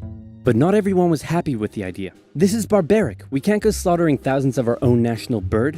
Oh, come on, guys. The machine guns will make it quick and painless. Machine guns? You're using machine guns? This is animal cruelty. Look, I know it's unusual, but it's not like we're poachers turning the birds into feather hats. Think of the benefits. It'll be good target practice for our boys. The government can show it took action. Plus, I can get myself a nice new feather hat. Did I say feather hat? I meant I want to gather chat with you about getting you all some nice new feather hats. Did I say feather hats? I meant I want to wage terror at these emus and turn them all into feather hats. Damn it! Of course, Pearce first made the farmers sign an agreement saying that they would pay for the whole thing and that Pearce wouldn't take any of the blame if the operation, that was clearly very stupid, turned out to indeed be stupid. And the operation went ahead. Major G.P.W. Meredith and his men were sent with 2 Lewis machine guns to hunt down and take out the evil emu population in Western Australia. Target spotted. Well, was it an emu? No, sir. It's an emo. Damn it, Jones. Learn your vowels. I'm sorry. Okay, it looks like the humans are coming for us. But check this out. I've come up with an amazing plan. See if you can follow me here, okay? When they approach, we run away. Sir, you're a genius. Pearce sent the camera crew along with the machine gunners to capture some good old propaganda for the government, and the first battle took place in November at Campion. The men spotted a mob of emus from a distance, so they set up their guns and opened fire. The emus split up into smaller groups and ran in every direction. The men were only able to kill what they called a number of birds, but the vast majority got away. Cut! Surprisingly, many of the emus were able to take multiple bullets, but still run at full speed to safety, causing Meredith to compare them to tanks, saying if we had a military division with the bullet-carrying capacity of these birds, it would face any army in the world. Okay, we need to get closer. No, you idiots, not to me, to the emus. Oh, sorry. No. I like it. So next, they tried sneaking up on a large number of emus near a local dam and firing at short range. Maybe the men were just unlucky, but my professional opinion says the emus were magic, because both guns jammed after just 12 emus were killed, and once again, the rest got away. Cut! The men were feeling a little humiliated after losing to a pack of discount ostriches, so they decided to move further south, where the emus were said to be tamer. And this time, they had a new strategy. Okay, Jones, here's the plan. You mount the machine gun in the back, I'll chase the emus, you shoot. Got it? Got it.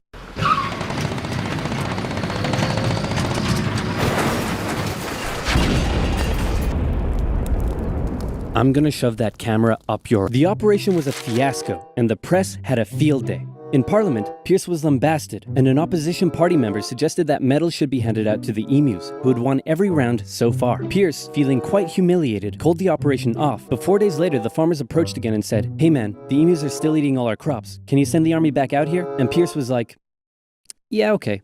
So the operation was back on for round 2. And this time Meredith and his men had learned the emus' guerrilla tactics and were much more successful, with reports suggesting the men were cutting down 300 emus every week. I hope you boys are getting great footage of this. What on earth are you filming? Despite the success, the media had lost interest in the whole thing. But with 1,000 emus killed, Pearce finally ended the operation and returned to Parliament declaring victory for the humans. So there were 20,000 emus out there destroying crops, and you've killed 1,000. Meaning there's still 19,000 emus out there. Yep. And in addition, you've burned through 10,000 rounds of ammunition. Meaning you wasted 10 rounds per confirmed kill. That's right. Yeah, I'm gonna go ahead and call this one for the emus. At least I got a feather hat. What? So in the end, the emus won the Great Emu War of 1932, and the emus continued to wreak havoc on the farmers for years to come. The government introduced a bounty system, which saw some success. But for a moment, let's take some time to remember the brave men who said goodbye to their families and risked their lives to take on the great, evil emu population in Western Australia. But even more importantly, let's think of the friends they made, the bond they created, and the memories they shared. Take me home to golden fields and sights of days gone by. It's where the heart lies. Guys, I solved the emu crisis. Really? How? I just made some better fences. Since he was now the leader of the biggest party though, he demanded President Hindenburg make him chancellor. But Hindenburg was reluctant, seeing that Hitler was clearly such a big racist. Industry leaders urged Hindenburg to give Hitler the chancellorship, fearing the rising support for communism, and leader of the Center Party von Papen, who had been secretly negotiating with Hitler, said to Hindenburg, "How about we make Hitler chancellor on the condition that I get to be vice-chancellor and most government jobs go to us moderate conservatives? That way, I'll get to keep my power, we'll get to keep our power and we'll control Hitler like he's our angry little puppet." What could possibly go wrong? As it turned out, everything. Hitler became Chancellor of Germany in January 1933, but he was not yet a dictator. In February, the German parliament building was set on fire. Historians still aren't sure who did it, and many suspect the Nazis did it themselves, but Hitler blamed the communists, and he convinced President Hindenburg to sign an emergency decree allowing him to imprison all communists and other political opponents. Communists and others were sent off to the first concentration camp in Dachau. At this time, the elderly President Hindenburg passed away, giving Hitler the perfect opportunity. He introduced a law to parliament that would allow him to make all future laws and decisions entirely on his own. With his political opponents imprisoned and the SA intimidating others, Hitler's law passed. Just 2 months after becoming Chancellor, Hitler was now a dictator. He still had one problem. The leader of the SA wanted the SA to take over the job of the regular German army, and the German army didn't like that idea. Hitler needed to maintain the support of his professionally trained German army, more so than his rough and rowdy SA. So one night in June 1934, he had Röhm and many other of his own SA officers rounded up and murdered. While he was at it, he took the opportunity to brutally settle some personal scores as well. Politicians who had disagreed with him in the past, reporters who had printed negative articles about him, one guy who did absolutely nothing, but they thought he was someone else. In some cases, even their families were murdered. In total, up to 200 people were killed in what became known as the Night of the Long Knives. The army, now satisfied that they wouldn't be replaced, pledged total allegiance to their new Führer, and Hitler's control was now absolute. Life in Germany changed violently. Freedom of the press, expression, and public assembly were suspended. Jews were initially branded and their businesses boycotted. And eventually, Hitler would go on to have 6 million Jewish men, women, and children killed in concentration camps. Hundreds of thousands of people were forced into sterilization for physical and mental imperfections. The Hitler Youth became a way to brainwash the young. Boys were trained to fight and returned home from camp violent. Girls were told their purpose was to have many pure Aryan children, and they would sometimes return from camp pregnant. When their parents were understandably horrified, their children would threaten to turn them over to the Gestapo for standing in the way of Germany's greatness. The standard greeting changed, and you could be sent to a concentration camp for not using it. This way, it seemed like everyone was a Nazi supporter. If you dared oppose Hitler or speak out against him in any way, you also would be sent to a concentration camp. German nationalism captivated the young Adolf. Extreme ideology and anti-Semitism festered in him as a young man living a hard life on the streets. Germany's defeat in the First World War filled him with hatred and a thirst for vengeance. A political movement that treated him like a god, and hundreds of thousands looking up to him as their savior, made him a megalomaniac. And soon, his aggressive foreign policies would drag the world into a second tragic global conflict. Hitler and Mussolini had a lot of the same ideas, but more importantly, they had the same enemies, and they started to get along. Anyone else want to be friends? Franco? No? You good? I do. Who's that? It's Japan, and they've taken over northern China.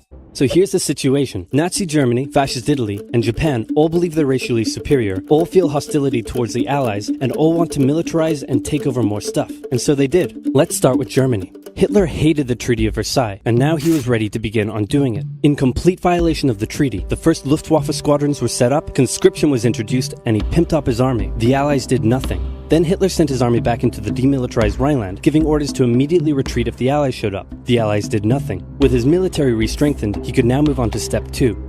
He wanted to rapidly increase the Aryan population, and to do so, he needed Lebensraum, or in other words, he would have to take over the world. But for now, a good portion of Europe would do, and he began eyeing up his neighbors. The Allies finally started to get worried, so they implemented a fairly useless diplomatic strategy called appeasement, and it went a little something like this. Hitler would say, "I want that thing," and the Allies would say, "You can't have that thing." "Okay, you can have that thing, but no more." "I want that thing." And repeat. In 1938, Hitler's army marched into Austria and just took it, with no resistance. Boom, this is Germany now. Next, he demanded to be given the Sudetenland, an area of Czechoslovakia with many ethnic Germans. The Allies held a meeting with Hitler in Munich and said, "Look, we're going to give you what— Hang on. This meeting is about my territory. Shouldn't I come to the meeting too? Anyway, we're going to give you what you want." "Really?" "Yeah." "Just like that?" "Yep." "What's the catch?" "Just sign this piece of paper promising you won't invade the rest of Czechoslovakia." "Okay." Then Chamberlain returned home victorious, waving his signed piece of paper in the air, declaring crisis to be averted and the continuation of world peace, and we built a statue of Chamberlain in his honor, and every day on the 30th of September we celebrate Chamberlain Day. Hitler's invading the rest of Czechoslovakia. What? He's invading the rest of Czechoslovakia. Oh. You lied to me. What do you expect? I'm Hitler. Not to be outdone, Mussolini also wanted to get in on the action. He thought to himself, isn't there a not yet colonized nation somewhere which is so underdeveloped that the people would be defending themselves against our tanks with literal bows and arrows and wooden spears? Oh, there is? Fantastic. And so he took it. Italy also wanted to control the entrance to the Adriatic Sea, so they occupied Albania. Then, in another incident which was maybe staged by the Japanese, gunfire was exchanged by Japanese and Chinese troops at the Marco Polo Bridge, and the Japanese launched yet another invasion against China. They swept through Beijing and Shanghai, and then advanced through the Yangtze Valley to China's then capital, Nanking. It was here that saw the worst of Japan's shocking atrocities committed against the Chinese people. Back in Europe, Germany and Italy made their relationship status official by signing the Pact of Steel. Then, Hitler turned his eyes towards Poland and the hated Polish corridor, splitting Germany in two. At this point, the Allies really had to put their foot down, and they warned him that an invasion of Poland would mean war. Hitler had planned to continue his advance eastward, but he didn't want to end up fighting a war on two fronts. So for now, he made an alliance with Stalin, saying, "How about we both invade Poland and split it between the two of us, and I definitely won't not refrain from not betraying you sometime in the future." Sounds good. This new alliance stunned the West. On the 1st of September 1939, German troops entered Poland, and Britain and France declared war on Germany. The Poles fought hard, but they were no match for the two giants crashing down on them from either side. Then came a period known as the Phony War, where everyone just sort of sat around not doing much. The French had launched a small invasion into the Saarland, but they maintained mostly defensive positions, and after a while decided to just turn around and call it a day. Speaking of France, the French were still super proud of their victory in World War I, and they hadn't really moved on from it. They still used horses, they dispatched messages by motorbike instead of using radio, orders from the commander-in-chief were usually pretty vague, and the troops were rarely inspected. They built a line of defenses along their German border, but didn't bother extending it all the way to the Channel, and they wouldn't launch artillery strikes against Germany out of fear of being retaliated against. In a war, they didn't want to attack the enemy. And at first the UK wasn't much better. Chamberlain still naively hoped that the war could be ended diplomatically. Instead of bombing raids, the RAF dropped propaganda leaflets over German cities, which one air marshal said likely did nothing but provide the continent with toilet paper for the duration of the war. They also only sent 200,000 men to France, while the French had mobilized millions. Both Britain and France wanted to avoid a repeat of the First World War, and so they wanted to keep the war as far from home as possible. So they turned their eyes north, towards Norway. Neutral Sweden was exporting iron ore to Germany through neutral Norway, so the Allies asked them if they could please stop exporting iron ore to Germany, but this request was refused. Then, the Soviet Union attacked Finland, so the Allies said, how about we land troops in Norway and move them across Sweden to go help out your good pal Finland, and along the way maybe take control of all your airfields. But Norway and Sweden still said no. So the UK mined the waters around Norway to force any transport ships into international waters, and they also attacked a German tanker they found in the area. Hitler realized what the Allies were up to, and he quickly moved to secure his supply of iron ore. He launched an invasion through Denmark into Norway. The Allies rushed to land troops at key ports along the coast, but Germany had taken control of Norway's airfields, and their air superiority decided the fight. The Allies had to retreat. After this slightly embarrassing failure, Chamberlain resigned and was replaced with Winston Churchill, who had a slightly different approach to dealing with the Germans. Hitler's overall strategy was similar to Germany's First World War strategy. Attack France, defeat France, knocking out the UK in the process, then turn on the Soviet Union and win the war. During the Phony War, the Allies had given Hitler time to prepare his forces. Now, he was ready to attack. The Allies had wanted to place troops in Belgium, but Belgium had refused, and in a move that surprised pretty much no one, Hitler launched an invasion to get around France's defenses. The Allies charged into Belgium at full speed to meet the German invasion head-on, and it looked like a repeat of the First World War was coming. But this time, Hitler had a trick up his sleeve. Blitzkrieg. As the Germans advanced, they sent thousands of refugees westward, slowing down the Allies. Then, to the south, the French had left the Ardennes, an area full of hills and forests, pretty underdefended because they thought it was naturally impenetrable. Well, the Germans were about to penetrate it with everything they had. They smashed 50 Wehrmacht divisions through and encircled the Allied armies at lightning speed. The best of the Allied forces were now trapped. The Germans squeezed in from all sides, taking out France's best armies and nearly wiping out the British too, but they managed to make a desperate last-minute escape at Dunkirk, with British civilian ships generals even making the perilous journey to bring their young men home. With most of the French forces depleted, the Germans breezed through, taking Paris, and France fell. What the Germans couldn't do in World War I, Hitler had done just like that. Hitler hoped that with the fall of France, the UK would also lose hope and sue for peace. But quite annoyingly, it didn't, and he needed to secure the Western Front, so he tried to force them into submission with mind games. The UK were now all alone, and Hitler wanted to emphasize that. First of all, just before France fell, Italy finally declared war on the Allies, making the UK's situation even worse. Next, instead of just occupying all of France, Hitler occupied the coastal areas for defense, but allowed France to continue its existence as a German puppet state. This way, it looked like the UK's old ally had decided to switch sides. Hitler also hoped that the UK wouldn't attack any of her old allies' navy bases or colonies in Africa, giving Hitler an extra line of defense to the south. But the UK made sure to respond to this by sailing down to France's navy base in Algeria and wrecking a bunch of ships. So have at it.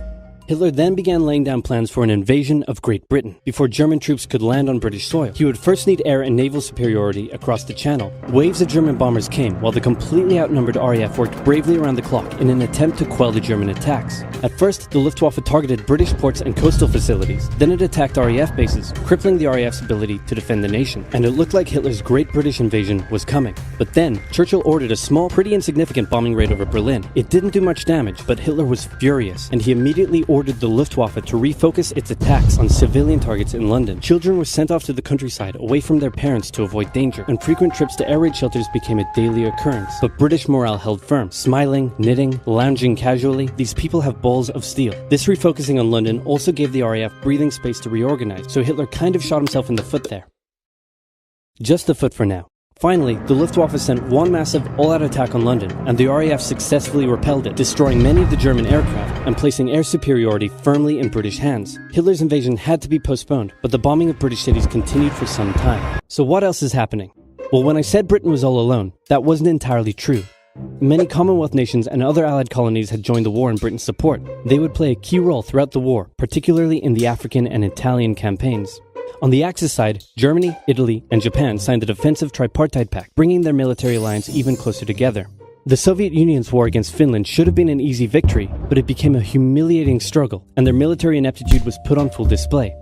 In the end, they did force the Finns to sue for peace. Then, they continued their honorable campaign of pushing around much smaller countries by annexing the Baltic states and part of northern Romania. France's colonies in equatorial Africa were like, heck no, we aren't going to join the Germans, and they all pledged their allegiance to free France, except for Gabon, which had to be taken by military force. The Allies also tried to capture the strategic port of Dakar, but that ended in failure. Mussolini had seen Hitler's successes, and he thought now it was Italy's time to shine, so he tried to take British Somaliland, and that went pretty well. Then he tried to take Egypt, and that went less well. Then he tried to take Greece, and that went really badly. Churchill began referring to Italy as Europe's soft underbelly.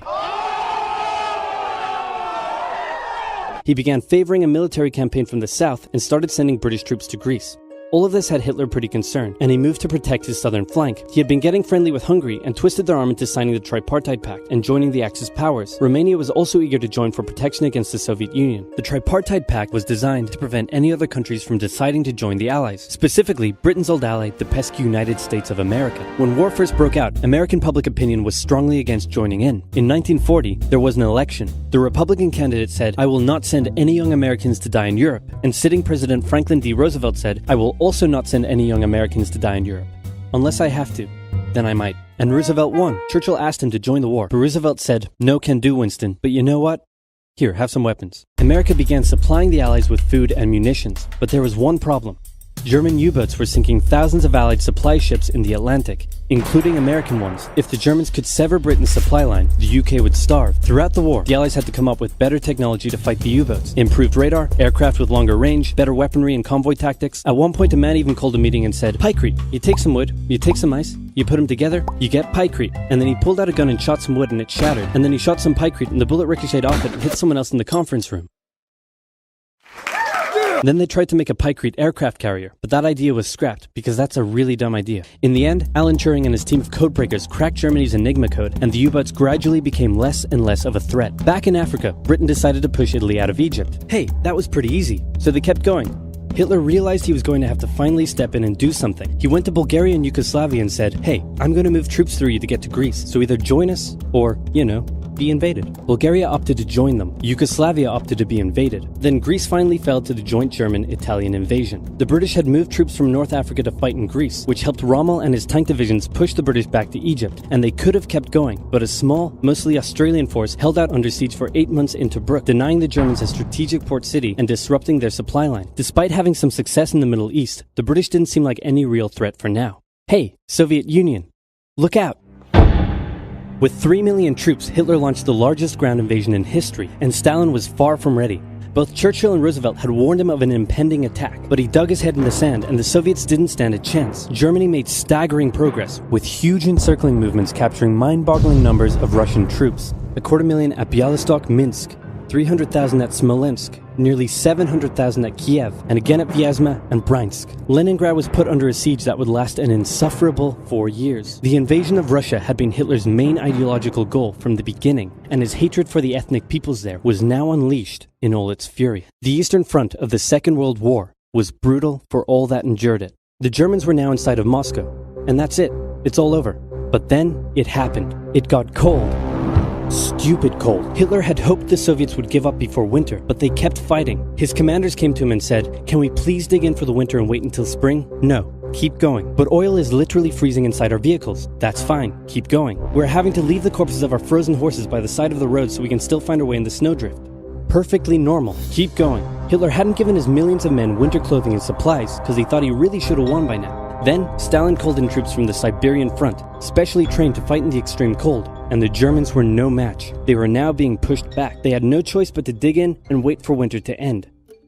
Germany's victories were staggering, and Japan was eager not to miss the victory bus. Their war in China had come to a standstill, but they wanted to keep expanding their sphere of influence and getting those sweet, sweet raw materials. They began making plans to expand southward, but there was a problem. Southeast Asia was heavily colonized by America and Great Britain. It was also full of ocean. Ocean meant naval combat, and there was no way the Japanese Navy could stand up to the US and the UK.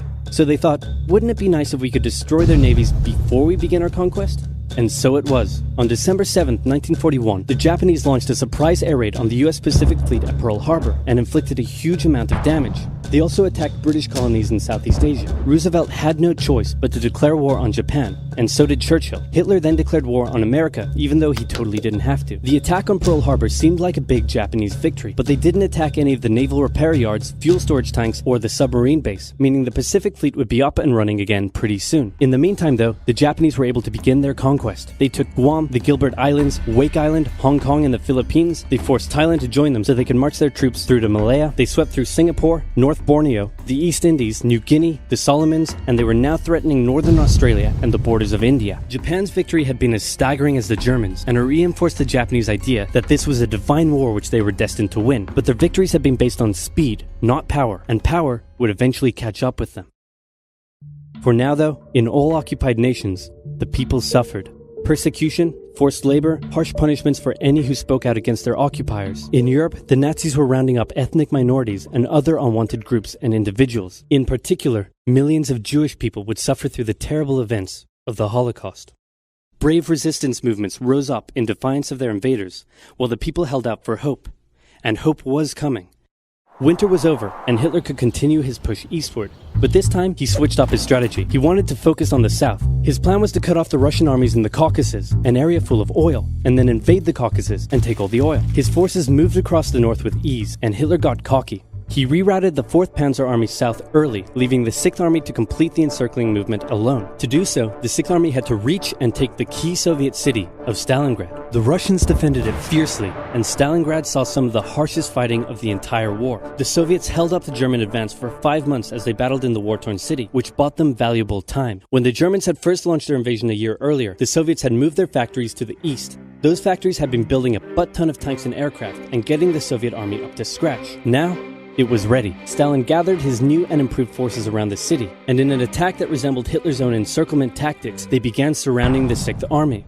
Hitler's commanders came to him and said, "Hey, maybe we should retreat." But Hitler said, No, you stay. The entire 6th Army was trapped and had to surrender. With complete air superiority, the Soviets started pushing westward. For Stalin, it was a resounding victory. For Hitler, an absolute catastrophe. Things also weren't looking too good for Hitler elsewhere. With America now in the war, Allied bombing over German cities reached devastating levels. In Africa, the British had pushed Rommel back again, then they were pushed back again, and finally, after a decisive battle at El Alamein, and with American and British troops arriving in the west, the Germans and Italians were squeezed out of Africa. Japan was also already seeing its rapid success being turned around. They attempted to take the island of Midway, but the US Navy was ready for the attack, and they sank Japan's carrier. Actually, they sank a lot of them. It was a battle from which the Japanese Navy would never recover. British, Indian, and Chinese troops held the line in the harsh jungle terrain of Burma, and the Japanese suffered losses in the Solomon Islands and New Guinea. They began to realize they were not invincible. With the Axis out of Africa, the Allies had to decide their next move. Churchill still wanted to attack from the south, while the Americans preferred a full sea invasion in northern France. Alright, said the Americans, we'll do it your way. Allied forces successfully landed in Sicily and began moving north. They also carried out bombing raids over Rome. The thing was, many of the people in Sicily had relatives living in America, and they greeted the American troops quite warmly. With the war reaching home territory, most Italians just weren't that into it, and Mussolini was suddenly very unpopular. He was voted out by his own fascist Grand Council and was toppled from power. Italy immediately began negotiations for surrender. Hitler wasn't surprised and had already sent reinforcements southward. In an operation he ironically called Operation Axis, German troops quickly disarmed Italian troops in the north. The Allies continued fighting the Germans up through Italy, but then winter set in, meaning mud, and everything slowed to a halt. Alright, said the Americans, let's do it our way as well. Germany had made itself a lot of enemies, and millions of Allied troops had been gathering in England as factories worked around the clock producing the war material needed for a super crazy massive the likes of which the world has never seen before invasion of Europe. The Germans knew an Allied invasion would come, but they didn't know where it would land. Thanks to Allied deception tactics, they thought there was a pretty good chance it would come at Calais, but the Allies were really going to land in Normandy because it was less fortified and the beaches were nicer. Under the careful planning of General Dwight D. Eisenhower, the invasion that had been long in the making was just about ready to go. Just one thing was preventing the launch: the British weather. For a short while, everyone sat around waiting for a decent day, and then it came. On the night of June 5th, over 1,000 bombers took off and raided coastline defenses, while paratroopers were dropped inland in a bit of a chaotic operation, tasked with sabotaging defenses and capturing key bridges to stop any German reinforcements from reaching the beaches. Early the next morning, the barrage came, as Allied ships fired a huge number of shells at the German fortifications, and then the landings. The Americans at Utah and Omaha, the British at Golden Sword, and the Canadians at Juneau. It was a tremendous struggle with a great loss of life, particularly at Omaha, but the Allied troops captured the beaches and the landings were a success. Then they began their movements inland. They took the port of Cherbourg and the city of Caen. The Americans moved south to capture Brittany. Then, in a massive disaster for the Germans, British and Canadian troops from the north and Americans from the south trapped the German 7th Army in a near wipeout encircling movement. In August, Allied troops landed in the south of France to little resistance. On one beach, all they found was a Frenchman handing out champagne. Paris was liberated, and the Germans were pushed out of France as the Allies entered Belgium. In the Far East, the Allies started to push the Japanese out of Burma, as the Americans launched a two-pronged offensive in the Pacific. In the south, General MacArthur led the push to liberate the Philippines, while General Nimitz oversaw the brutal island-hopping campaign. American forces had to make hard-fought landing after hard-fought landing on fiercely defended small islands as they moved steadily towards the Japanese mainland. The Japanese believed that the greatest thing a person could do was to die in battle, and the most dishonorable act was to surrender. As a result, they fought ferociously to the very end, and the closer the Americans got to the mainland, the more ferocious the resistance became. In February 1945, the Americans captured the island of Iwo Jima, and an intense firebombing campaign of Japan's wooden cities began. The Allies suffered some setbacks trying to liberate the Netherlands, but they were making progress and were now threatening the industrial heartland of Germany. Hitler's health, both mentally and physically, was rapidly deteriorating. Things were looking bad, and he was desperate. He said, "We need to turn this thing around, and I've just the trick. Remember a few years back when we blitzkrieged through the Ardennes and trapped the Allied forces in Belgium? Well, I'm going to do the exact same thing. Again." He gathered his forces and tried to pound them through the Ardennes. He used up the remainder of Germany's strength and resources, and he managed to create quite a nice bulge. He also trapped some American forces in the Belgian town of Bastogne. The Germans sent the trapped Americans a message saying surrender or be annihilated. When it was read out to the commanding officer, he said, "They want to surrender? No, sir, they want us to surrender." Nuts! And that's what they sent off as their official reply. General Patton's Third Army then managed to break the siege from the southwest, and the Germans were pushed back. Hitler's last-ditch attempt had failed, and what followed was a total collapse of the German forces. The Allies pushed into Germany from both sides. The Soviet Union took Warsaw and kept pushing to Berlin. In his bunker, Hitler realized all hope was lost. Berlin fell, and with it, Hitler's dreams of a great German empire. At this point, being allies, America, the UK, and the Soviet Union were good chums. They held a couple of conferences near the end of the war to decide what would happen next. "Hey Stalin, after all your trials and tribulation, you must be pretty happy to be standing here in Berlin. Tsar Alexander made it all the way to Paris. Just give me a second." Hey man, I think something's up with Stalin. I know, right? What should we do? Shall I tell him about the bomb? Yeah, tell him about the bomb. That will scare him. So, we got this crazy new big A-bomb that can destroy an entire city in one go. Yes, my spies told me already. Oh wait, I meant to act surprised. Wow, that's amazing. He already knew. How? Am I sure I want to send nuclear secrets via unsecure public coffee shop Wi-Fi? Am I ever? Dude, use a VPN. 2 of the Axis nations had been knocked out, 1 to go. The Americans began their assault on Okinawa, the last island before they would reach the Japanese mainland. The desperate Japanese fought hard, launching kamikaze attacks on the US ships. The citizens of Okinawa suffered through the terrible fighting, but in 2 months, the island was captured. The Allies now had to make a choice. Either continue the devastating struggle up the Japanese mainland, or they could try to coerce the Japanese into surrendering now. In July, the first successful atomic bomb test took place in New Mexico, and the destructive weapon was ready for use. America and the UK were also seeing the Soviet Union not so much liberating as occupying its captured territories, and so they wanted to put on a show of force. On August 6th, the A-bomb fell on Hiroshima. Then, on the 9th, Nagasaki. The cities were reduced to rubble, and for the people living there, it was a terrible fate. But for the Allies, it achieved their main aim. In September, the Emperor announced Japan's surrender, saying the war situation has developed not necessarily to Japan's advantage. After 6 years, war was finally over. The Allies occupied Japan for 8 years. The Emperor was allowed to keep his position, but General MacArthur made sure this picture was printed in the Japanese press, to display to the Japanese people that their Emperor was not the divine, powerful being they had believed. Germany was divided between America, the UK, France, and the Soviet Union. In 1949, the Allied sectors were united into West Germany. The Second World War had been more terrible and destructive than the first. In its aftermath, 2 major superpowers with 2 very different ideologies had come out victorious, and the tension between the 2 of them would create a new kind of war. A very, very cold one. 2 world wars came and went, and all this time the Argentinians never rescinded their claim over the island. Hooray, we won. Okay, so now it's time to establish the New World Order. Stalin, you're in charge of Eastern Europe. Now, we want you to let them all hold elections. Oh yes, of course, elections. And these elections will be free and fair, right? Oh yes, certainly, free and fair. Definitely free and fair. Communist, communist, communist, communist, communist, communist. If that's not free and fair, I don't know what is. Throughout Eastern Europe, Soviet puppet governments were established as a buffer zone between the USSR and the West, with Churchill proclaiming an Iron Curtain had descended across the continent. The relationship between the old allies was deteriorating fast. Over the next few years, the British intervened in the Greek Civil War to prevent a communist takeover. In Turkey, the Russians began demanding more control of Turkey's sea access routes, which prompted the US to send their largest battleship to Turkey for a friendly visit. After World War II, Iran was now occupied by both the Soviets and the British, with an agreement to both pull out once the war was over. The British pulled out. Stalin was like, you know what? I think I might stick around. All in favor of kicking Russia out of Iran?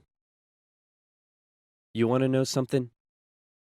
You guys suck. Pressure from the UN forced the Soviets to leave, and with the establishment of NATO, the Soviets had no doubt that the West was out to encircle and destroy them. And America announced the Truman Doctrine, in which they basically said, those guys are not cool, cannot be trusted, and we will do everything we can to prevent the spread of communism around the world. Many viewed this moment as the official declaration of the Cold War. Back in Europe, everyone was living in a post-apocalyptic void brought on by the Second World War. Cities reduced to rubble, not enough food. It was terrible. This is great. The more they suffered, the more likely it is they'll turn to communism. Dude, you're really messed up. What's wrong with you? My father used to punish me severely. America realized what was going on and quickly made a move. Under the Marshall Plan, they sent $12 billion to Western Europe for its economic recovery. The countries of Stalin's Eastern Bloc looked on with envy. Hey, Czechoslovakia, you want to come get some economic aid? Yeah, but I have to check with my mom first. Sorry, America. I can't come. This was a full-on economic battle raging between capitalism and communism in Europe. If the Western nations developed faster and better than the East, that would be a defeat for Stalin. So he set up his own rival economic recovery plan, which he called Comecon, and he also set up Cominform, which gave him more political control over the Eastern Bloc. But nowhere did this economic battle rage harder than in the city of Berlin. Caught over 100 miles behind Soviet lines, the city had been divided up between the Allies, and the western segments were still under Western control. East Berliners could travel freely to West Berlin, see the economic prosperity and think, maybe this communism thing ain't so great after all. I'm gonna have fun tonight. You're home late.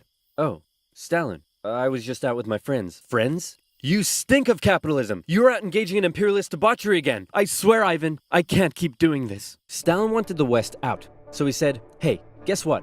I'm blockading all of your supply routes to West Berlin. What are you gonna do about it? I suppose we'll just fly the supplies in.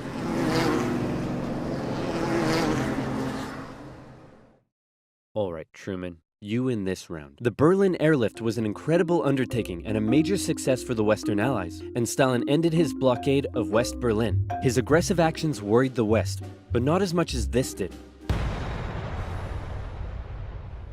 The Soviet Union had developed their very own atomic bomb. The USA no longer had a nuclear monopoly. The world now knew that if a major war broke out between the two superpowers, it would be more destructive than anyone could imagine. So it was comforting when Stalin came out and said that war between the Soviet Union and the West was unlikely. Oh, wait, inevitable. He said it was inevitable. Hey, you know who I haven't checked in on in a while? My good friend China. Whoa, what happened to you? What happened to them was a full-blown civil war that had been going on since 1927. The People's Liberation Army, under the leadership of Mao Zedong, successfully defeated the Republic of China, who fled to Taiwan. The now communist China and the Soviet Union signed a mutual defense treaty. This was terrible news for the West. But wait, there's more. After the Second World War, Korea was divided along the 38th parallel. In the north, the Soviets set up a communist regime. In the south, America set up an anti-communist regime. Both were led by very sweet-looking old men, but don't let that deceive you. They were both ruthless dictators, and both dreamed of reuniting Korea under their own regime. Now that he had the bomb, Stalin was feeling a little more cocky, and he finally gave Kim permission to attack. The North launched a surprise invasion of the South on June 25, 1950. With Soviet aid, the North Koreans steamrolled through, taking Seoul in just 3 days and replacing one ruthless dictator with another. The UN were freaking out and quickly created an emergency force made up of troops from 16 countries to defend the South. The West still held Busan and made landings at Incheon near Seoul. They pushed the North Koreans out of Seoul, replacing the ruthless dictator that had replaced the first ruthless dictator with the same ruthless dictator that had previously been replaced by the new ruthless dictator. And the West then continued all the way up the Korean peninsula. At this point, China was getting worried that the UN may just keep going. The US had sent this guy to lead the operation. After winning the Pacific theater of World War II, General Douglas MacArthur's head was big and his balls were bigger. He reassured President Truman that there was absolutely no way at all that the Chinese would ever get involved. Meanwhile, 500,000 Chinese troops were crossing into Korea. Nuke 'em. No. Nuke 'em. No. Ah, come on! You're fired. The US considered the nuclear option, but now that the Soviets also had the bomb, they didn't want to risk all-out global destruction. The communists pushed the West right back almost to the exact same spot they had all started from, and they ended up in a stalemate, where they remained until both sides finally agreed to work towards a peace settlement in 2018. Back in America, Americans decided they wanted a new president who would be tough on communism, so they elected famed World War II General Eisenhower, who was really hard to draw. It's 1953. Hey Stalin, how you doing? Oh, he's dead. He had a cerebral hemorrhage and his reign of terror kinda came back to bite him in the ass, because he had imprisoned all of his best doctors, and those that were left were too terrified to treat him. The new leader, Nikita Khrushchev, called a meeting and said, hey guys, you know how Stalin was imprisoning and murdering us all for doing basically nothing? Yeah, he was kind of a jerk. I'm really not sure how this is news to you. Khrushchev went on a campaign of de-Stalinization. Statues of Stalin were taken down, Stalingrad was renamed, and Khrushchev announced that he wanted the Soviet people to be happy and would allow greater freedom in the Soviet Union. So how did that work out? Well, an uprising in East Germany was brutally suppressed, a revolution in Hungary was brutally suppressed, and demonstrations in Poland were brutally suppressed. Although he did finally allow some mild reforms. Back in the Soviet Union, he permitted more cultural expression, but then began banning stuff based on his own personal taste. Modern art looks like a child urinated on a canvas. Banned. Jazz music sounds like the feeling of needing to fart. Banned. Your poetry is really depressing. How could anyone in the Soviet Union be depressed? You're banned. Khrushchev wanted the Soviet people to be happy, but not like that, or that, or that. Young people began enjoying abhorrent Western pop culture. Son, remove that disgusting imperialist apparel at once. Shut up, Dad. You can't tell me what to do. Well, would you look at that? Turns out he can tell me what to do. The West had initially liked the cut of Khrushchev's jib, but world events soon soured relations even more. The two sides were spying on each other a whole lot throughout the Cold War. The KGB had spies and informants in nearly every aspect of Western life and government, so much so that whenever the US tried to send spies into the Soviet Union, the KGB were usually ready to arrest them on the spot. Members of the Manhattan Project aided the Soviet Union in acquiring the bomb. Some American officials believed they were on the wrong side. I'll sell you 3 secrets for $5 million. Okay. Go ahead. The Allies are digging a tunnel under East Berlin to tap your communications. There's an American agent living at this address in Moscow, and sometimes, when I'm home alone, I like to put on my wife's dresses, sit in the corner, and cry for hours. Very interesting. In America, fear took hold during the Red Scare and the McCarthy trials. American values imploded as fear of communism collided with freedom of thought and expression, and communist kind of became a buzzword thrown around to describe anything people didn't like. Hollywood? Communist. Your next door neighbor's dog? Communist. When the grocery store cashier asks if you need a bag when you clearly can't carry 10 tubs of Baconaise in your hands? Communist. But one area in particular where the US had an edge over the Soviet Union was in its espionage technology. In particular, U-2 spy planes flew across Russia carrying out surveillance from the skies. There was a nasty incident in 1960 though, when one was shot down and Khrushchev was furious. Who the hell is this? He's a high-altitude weather enthusiast who flew off course. Okay, that sounds plausible. Wait a minute! Why does he have a gun and a poison needle? Because he's a very naughty high-altitude weather enthusiast. But much to America's concern, the Soviet Union appeared to be ahead in the space race. Everyone freaked out when Russia launched the world's first satellite, and then they actually sent a man into space. Even worse, there also appeared to be a missile gap in the Soviets' favor, and Khrushchev was so confident that he even allowed the US to set up a technology exhibit in Moscow, attended by a certain Vice President Richard Nixon. Check this out, we have color TV. Yes, but we've been to space and can obliterate you with our massive nuclear arsenal. Check out this vegetable peeler.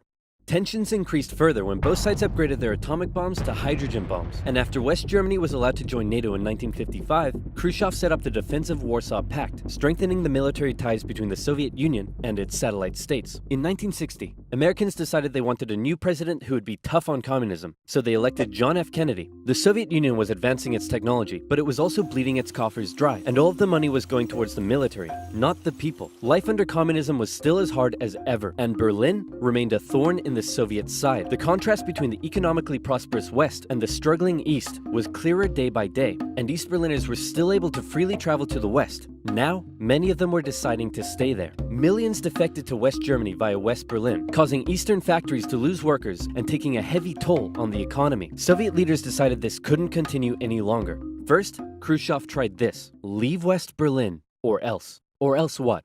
Or else, I'll be really mad at you. Yeah. Travel to the West. Now, many of them were deciding to stay there. Millions defected to West Germany via West Berlin, causing Eastern factories to lose workers and taking a heavy toll on the economy. Soviet leaders decided this couldn't continue any longer. First, Khrushchev tried this: leave West Berlin, or else. Or else what? Or else, I'll be really mad at you. Yeah, no, we're gonna stay. Listen, man, West Berlin is ours, East Berlin is yours. That's just how it is. Kennedy felt pretty good about his show of American resolve. But wait a second, did you catch that? Let's replay it. East Berlin is yours. Uh-oh, Kennedy just told Khrushchev that the USA wouldn't interfere in what the Soviets did with their section of Berlin, so Khrushchev came up with a new idea. We're gonna build a wall, and it's gonna be a big, beautiful wall, and it's gonna keep out all the Mexicans. No, sir, that's wrong, it's gonna keep in the East Berliners. Oh, sorry, it's gonna keep in all the Mexicans. On August 13th, 1961, Berliners woke up to find their city divided into two, with barbed wire and guards blocking the border between East and West. Over time, a wall was constructed throughout the city. Families were torn apart. Thousands would risk their lives escaping over the wall, and hundreds would die trying. To the despair of Berliners, the West were unable to do anything about it, but the wall did put on full display the failure of the communist system. As Kennedy said, democracy is not perfect, but we have never had to put a wall up to keep our people in. As part of the agreement between the two sides, US diplomats were still allowed to travel to East Berlin, but suddenly, East Berlin crossing guards started giving them the business, and Kennedy was like, nah-uh. In October, the US rolled tanks up to the crossing point at Checkpoint Charlie as a show of strength. The Soviets did the same, and the two were in a standoff. They stayed like that for 16 hours, and the world braced for nuclear Armageddon. Thankfully though, Kennedy called Khrushchev directly and was like, hey man, this is getting way too hot. How about you back your tanks up by an inch and we'll do the same? Sounds good. Okay, how about you back your tanks up by another inch and we'll follow suit? Alright, hey, you want to do another inch? And they both very slowly inched away from the apocalypse. Phew, let's hope that's the biggest crisis of my presidency. It wasn't. For anyone who thinks recent US history has never been as crazy as it is right now, allow me to present to you the 1960s, extreme cultural division, major political assassinations, and the closest the world has ever come to nuclear apocalypse. Shocked by the CIA's intrusive methods for putting down socialism in Latin America, a certain Fidel Castro met with a certain Che Guevara in a bar in Mexico City, and the two of them decided they should grow some awesome beards and overthrow the Cuban government, which is exactly what they did. Cuba had been America's summer playground, and America didn't like seeing a communist regime being set up in its its own backyard. So the US immediately began training up Cuban exiles to invade Cuba and overthrow Castro. However, as the day of the operation came closer, Kennedy wanted to conceal any US involvement in the plan, so he massively scaled back American air support, and as a result, the Bay of Pigs invasion was a humiliating defeat for America. But Castro felt there was still an impending US threat to his regime. Meanwhile, in the Soviet Union, Khrushchev had a lot of medium-range nuclear missiles that couldn't reach America, but they could if they were positioned, say, on an exotic Caribbean island off the coast of Florida. Hey, I'm a communist who hates America. You're a communist who hates America. You know what that means? We should fall in love. I was just gonna suggest you set your missiles up in Cuba. Oh, no, you're right. That's a better idea. Be still, my beating heart.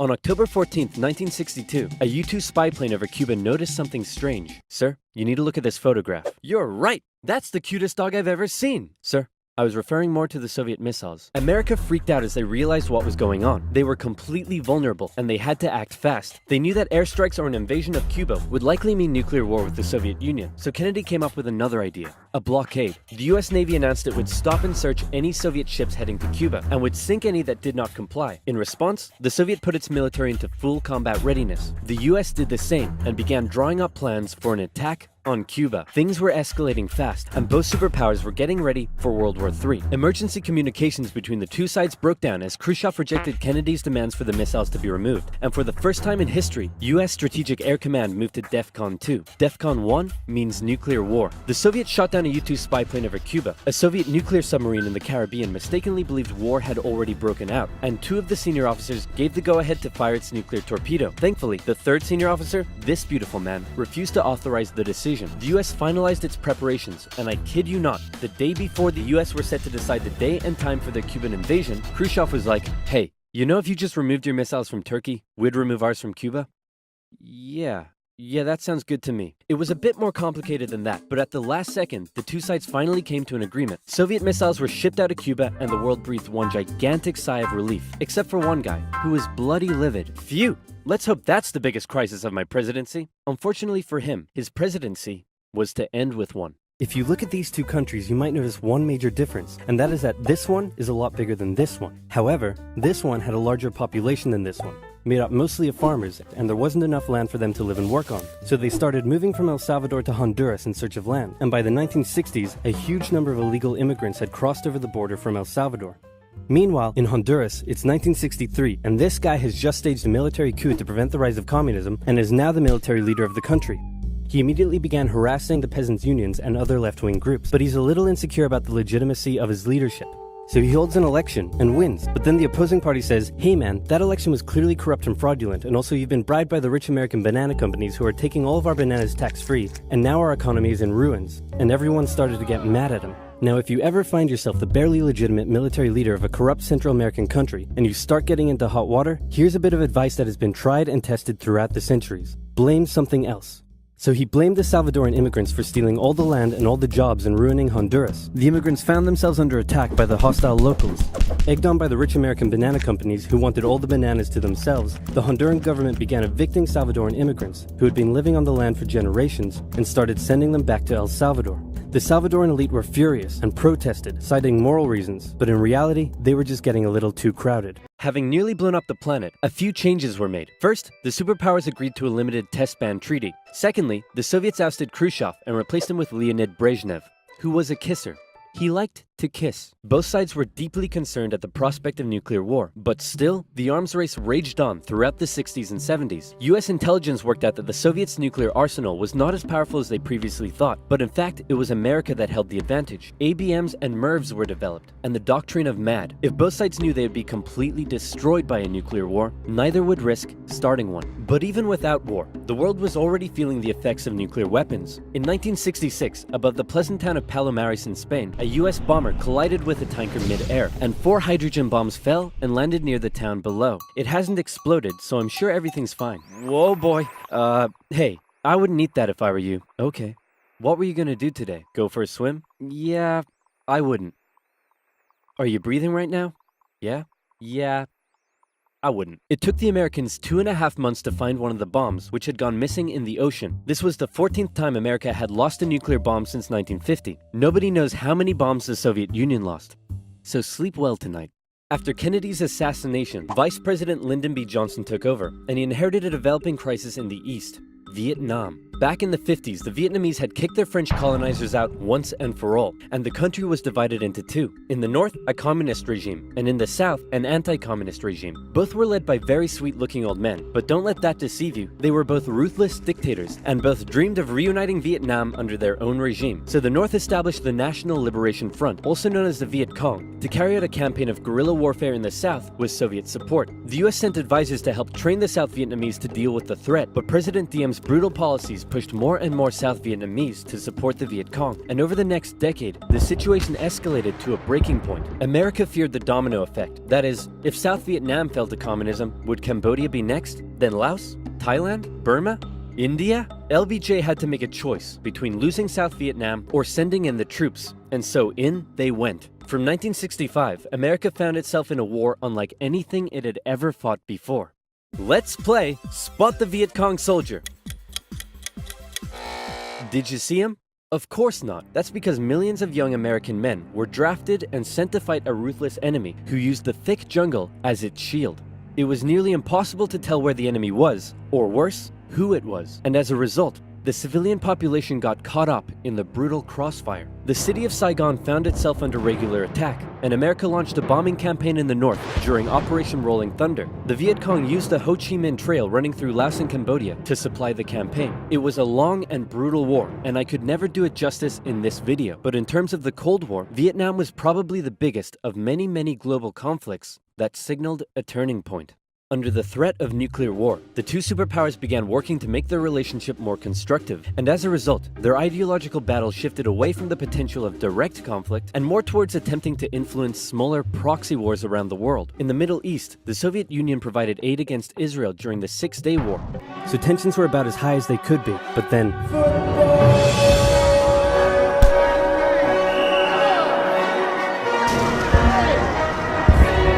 It's the 1970 World Cup qualifiers, and both countries finished top of their qualifying tables, so it was now time for them to play against each other in a series of matches. The first match took place in Honduras. The night before the game, Hondurans gathered outside the Salvadoran team's hotel, making noise and taunting them. The next day, Honduras defeated the exhausted Salvadorans with a late 90th minute goal. After the match, a young Salvadoran fan, unable to bear her country's defeat, shot herself. Disturbingly, the Salvadoran government glorified the incident and made her into a national hero, and at the next game, fans brought pictures of her to the stadium. Emotions were running high as the next match took place in El Salvador, and this time, the tables were turned. The Hondurans had to endure a sleepless night in their hotel, and the next day, before the match started, instead of the Honduran flag, the Salvadorans raised a dirty rag. So great job at reducing tensions. El Salvador won decisively over the exhausted Hondurans, while spectators battled in the stands. Team Honduras fled home in a bulletproof bus with rocks being thrown at them, and the Honduran coach reportedly told his players that they were lucky they lost. In response to the defeat, Hondurans began terrorizing the Salvadoran settlers even more, in some cases reportedly throwing them off their land and burning down their homes, and the immigrants began fleeing back to El Salvador. The final game in Mexico would decide who went to the World Cup. It was close, but El Salvador came out victorious, knocking Honduras out of the tournament. The atmosphere was riotous, literally, and back in Honduras, attacks on the Salvadoran immigrants further increased. This was too much for El Salvador to bear. With its people under attack and an unmanageable refugee crisis on its hands, El Salvador severed all diplomatic ties with Honduras and declared war. The football war is also known as the 100 Hours War, because that's how long it lasted, making it one of the shortest wars in history. El Salvador started by carrying out air raids on strategic locations within Honduras, including Toncontin International Airport, which prevented the Honduran Air Force from getting into the sky. Then, with their superior army, they began an invasion along two major roads, complete with light tanks and infantry. Their advance was rapid, and they were quickly approaching the Honduran capital. Then, the Organization of American States met in a bit of a panic and unanimously agreed that war between El Salvador and Honduras was a bad thing and probably shouldn't continue. So they went to El Salvador and said, "Can you please stop invading?" And El Salvador declared, "Not until they stop being jerks," and so the war went on. The Honduran Air Force finally got into the sky, and with aid from neighboring Nicaragua, they successfully carried out air raids on Salvadoran air bases and oil facilities, crippling the Salvadoran supply line and stopping their advance dead. Caught in a bit of a stalemate, the situation was no longer advantageous to El Salvador, so when the Organization of American States once again asked them to stop and agreed to ensure the safety of the Salvadoran immigrants, El Salvador relented, and a ceasefire was organized on the 18th of July. Then the OAS said, "Can you now please withdraw your troops from Honduras? No, please, no, please, no, please, no. Do it or we'll sanction you." You know what? Just for you, I'll do it. So El Salvador pulled its troops out of Honduras on the 2nd of August, and with casualties in the thousands, the war was over. The economies of both nations were damaged by the war, and El Salvador didn't have the capability to take care of all the returning immigrants, a crisis that eventually helped cause a civil war. The war left behind land and border disputes, some of which are still a cause of tension to this day. El Salvador went on to play in the World Cup, but lost every match they played and didn't make it past the group stage. So in the end, nobody achieved anything, and there were no winners. Except for this guy. And then again, when the US backed Israel during the Yom Kippur War. In Africa, the Angolan Civil War saw US-supported South Africans fighting Soviet-supported Cubans. In the conflict between Somalia and Ethiopia, the superpowers interestingly switched sides as regimes changed, and the US continued fighting the spread of communism in its own backyard, funding the famous Contra groups to fight the socialist junta in Nicaragua. These proxy wars were fierce enough to begin with, but superpower intervention amplified the destruction and created alarming levels of human suffering throughout the Third World. And in Vietnam, that human suffering was all being broadcast back home via good old television. Going into the late 60s, America was a changing nation. This became this.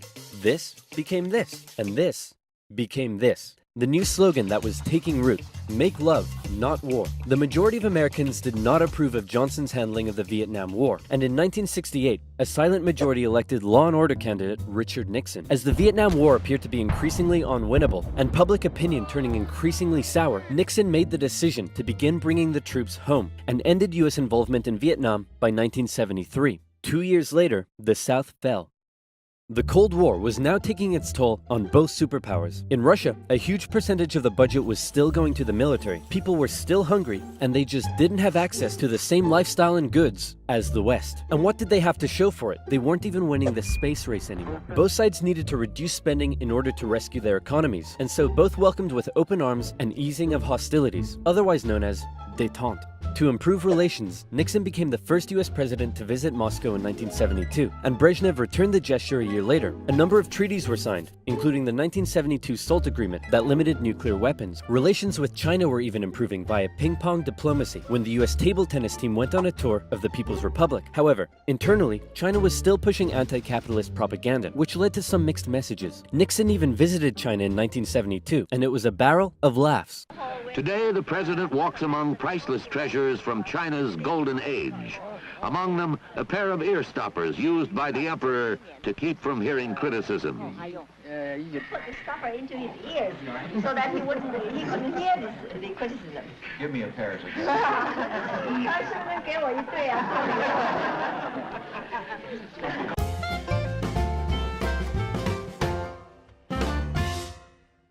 Everything was going great for Nixon, until it was uncovered that back home he was being a very naughty boy and violating constitutional protocol. I'm announcing today my resignation as president, and I'm passing the office to my vice president, Gerald Ford. Wow, you mean in America that people can actually remove their leader when he breaks the law? Why not just rule by force? Where's the corruption? And my first act as president is to pardon Nixon. Ah, there it is.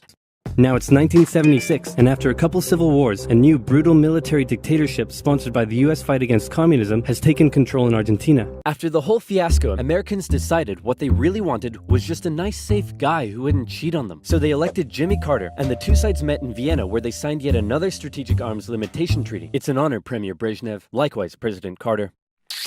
Please don't do that. But that's not to say there was no longer any tension between the two sides, because there was. Heaps of it. Once again, the Soviet Union put down further attempts at reform and rebellion in the Eastern Bloc. The Euro missile crisis saw new and improved classes of intermediate-range missiles being deployed in Europe. In 1979, the Soviets thought it would be a good idea if they had their own Vietnam and invaded Afghanistan to prevent a US-sponsored Islamic insurgency. And in response to these various crises, Olympic Games were boycotted. Conservatives were concerned that US policy had become too soft, and in 1980, They decided they wanted a president who would be tough on communism, so they elected Ronald Reagan. And Reagan came in guns blazing. Concerned at the Soviet Union's human rights violations, he made a speech calling them an evil empire. And he also wanted to renew the arms race using technological advances in computing and lasers. He came up with the Space Defense Initiative, also known as Star Wars, which was basically a big defensive anti-nuke shield around the country. But a lot of people thought it was a pretty dumb idea. The Soviet Union perceived this shift in rhetoric as the USA getting ready for war, and they were feeling especially threatened as their relationship with their communist ally China had broken down. Relations took a big hit in 1983 when the Soviets shot down a Korean airliner that had strayed into their airspace, and it looked like the world was going right back to mid-20th century Cold War tension. And by 1981, this guy was in power.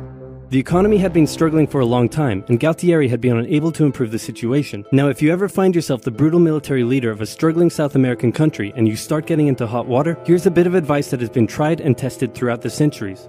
Start a war to distract everyone from their misery. Galtieri knew how popular he would be if he could finally take back Argentina's last Malvinas from the occupying British. There had been proposals to cut British military spending, and the ice patrol vessel HMS Endurance had been withdrawn from the area, so the Argentinians assumed the British may not even bother doing anything about the invasion. After easily capturing the largely uninhabited South Georgia island, 600 Argentine troops were sent to the Falklands. The small number of Royal Marines and other British forces stationed there put up a small amount of resistance, but in the end had to surrender to the larger Argentine force. Crowds in Argentina celebrated the news, but they were wrong to assume the British would do nothing, because the person in charge of the United Kingdom at the time was this lady. Thatcher was a somewhat controversial prime minister, but whether you loved her or hated her, there was no denying that she was tough. Like metal. Iron, for example. She immediately declared an exclusion zone around the islands and organized for a task force of over 100 ships to set sail for the Falklands. The United Nations expressed concern at the Argentine invasion. All South American nations apart from Chile backed Argentina, and since the United States had propped up the Argentine dictatorship, Reagan went to Thatcher and said, "Could you maybe just let them have the islands?" And Thatcher said no. Okay, here, have some weapons. Fighting a war over 8,000 miles from home was a logistical challenge for the British. They requisitioned civilian cruise ships and containers, and they used British-owned Ascension Island as a forward base. By the time they arrived at the Falklands in May, the Argentine forces had had time to entrench themselves. The first task for the British was to gain control of the seas, which they did easily. On the 2nd of May, a British submarine sank an Argentine cruiser. The sinking was controversial, as it occurred outside the British exclusion zone. It was also the largest loss of life in a single incident during the war. And in response, the Argentine Navy withdrew from the islands. The next task for the British was to gain air superiority. While the Argentine Air Force controlled the skies, they were able to inflict considerable damage on the Royal Navy below. Days after the sinking of the General Belgrano, 2 Argentine Super Étendards carried out a raid on the HMS Sheffield and sank it with an Exocet missile. For weeks, the Argentine Air Force would continue to carry out raids and inflict heavy casualties on the Royal Navy, with British Sea Harriers doing their best to take out as many of the Argentine aircraft as they could. While the battle in the skies raged on, San Carlos was chosen as the best landing site for the British ground forces. An SAS raid took out Argentine defenses on Pebble Island, and the HMS Alacrity sailed through Falklands Sound to flush out any Argentine supply ships. The landings began on May 21st, with Argentine aircraft carrying out full-scale raids on the task force ships taking part in the landing, damaging several and sinking a few, but anti-aircraft cannons and Sea Harriers shot down many of the aircraft in what became a major turning point for air superiority, and a beachhead was successfully formed. Then the ground troops began their movements out of San Carlos, across the north towards Stanley, and south toward the Argentine stronghold at Goose Green. In the following battles, a clear trend emerged. The Argentine conscripts put up a good fight, and with the rough, muddy terrain, the war was by no means easy for the British, but with highly skilled Royal Marine commanders and parachute regiment troops, the British would often find themselves taking on larger numbers of Argentinian soldiers, but would still come out victorious with minimal casualties. The 14-hour-long battle for Goose Green commenced on the night of May 28th. The battle ended in a decisive British victory, with over 900 Argentinians surrendering. Then, with 5,000 reinforcements arriving from the 5th Infantry Brigade, the British started preparing for their final assault on Stanley. In a series of hard-fought battles, they took control of the hills and mountains surrounding the town, as the Argentine forces withdrew with British ships shelling their positions from offshore. Utterly surrounded, on the 14th of June, the Argentinians surrendered, and the war was over.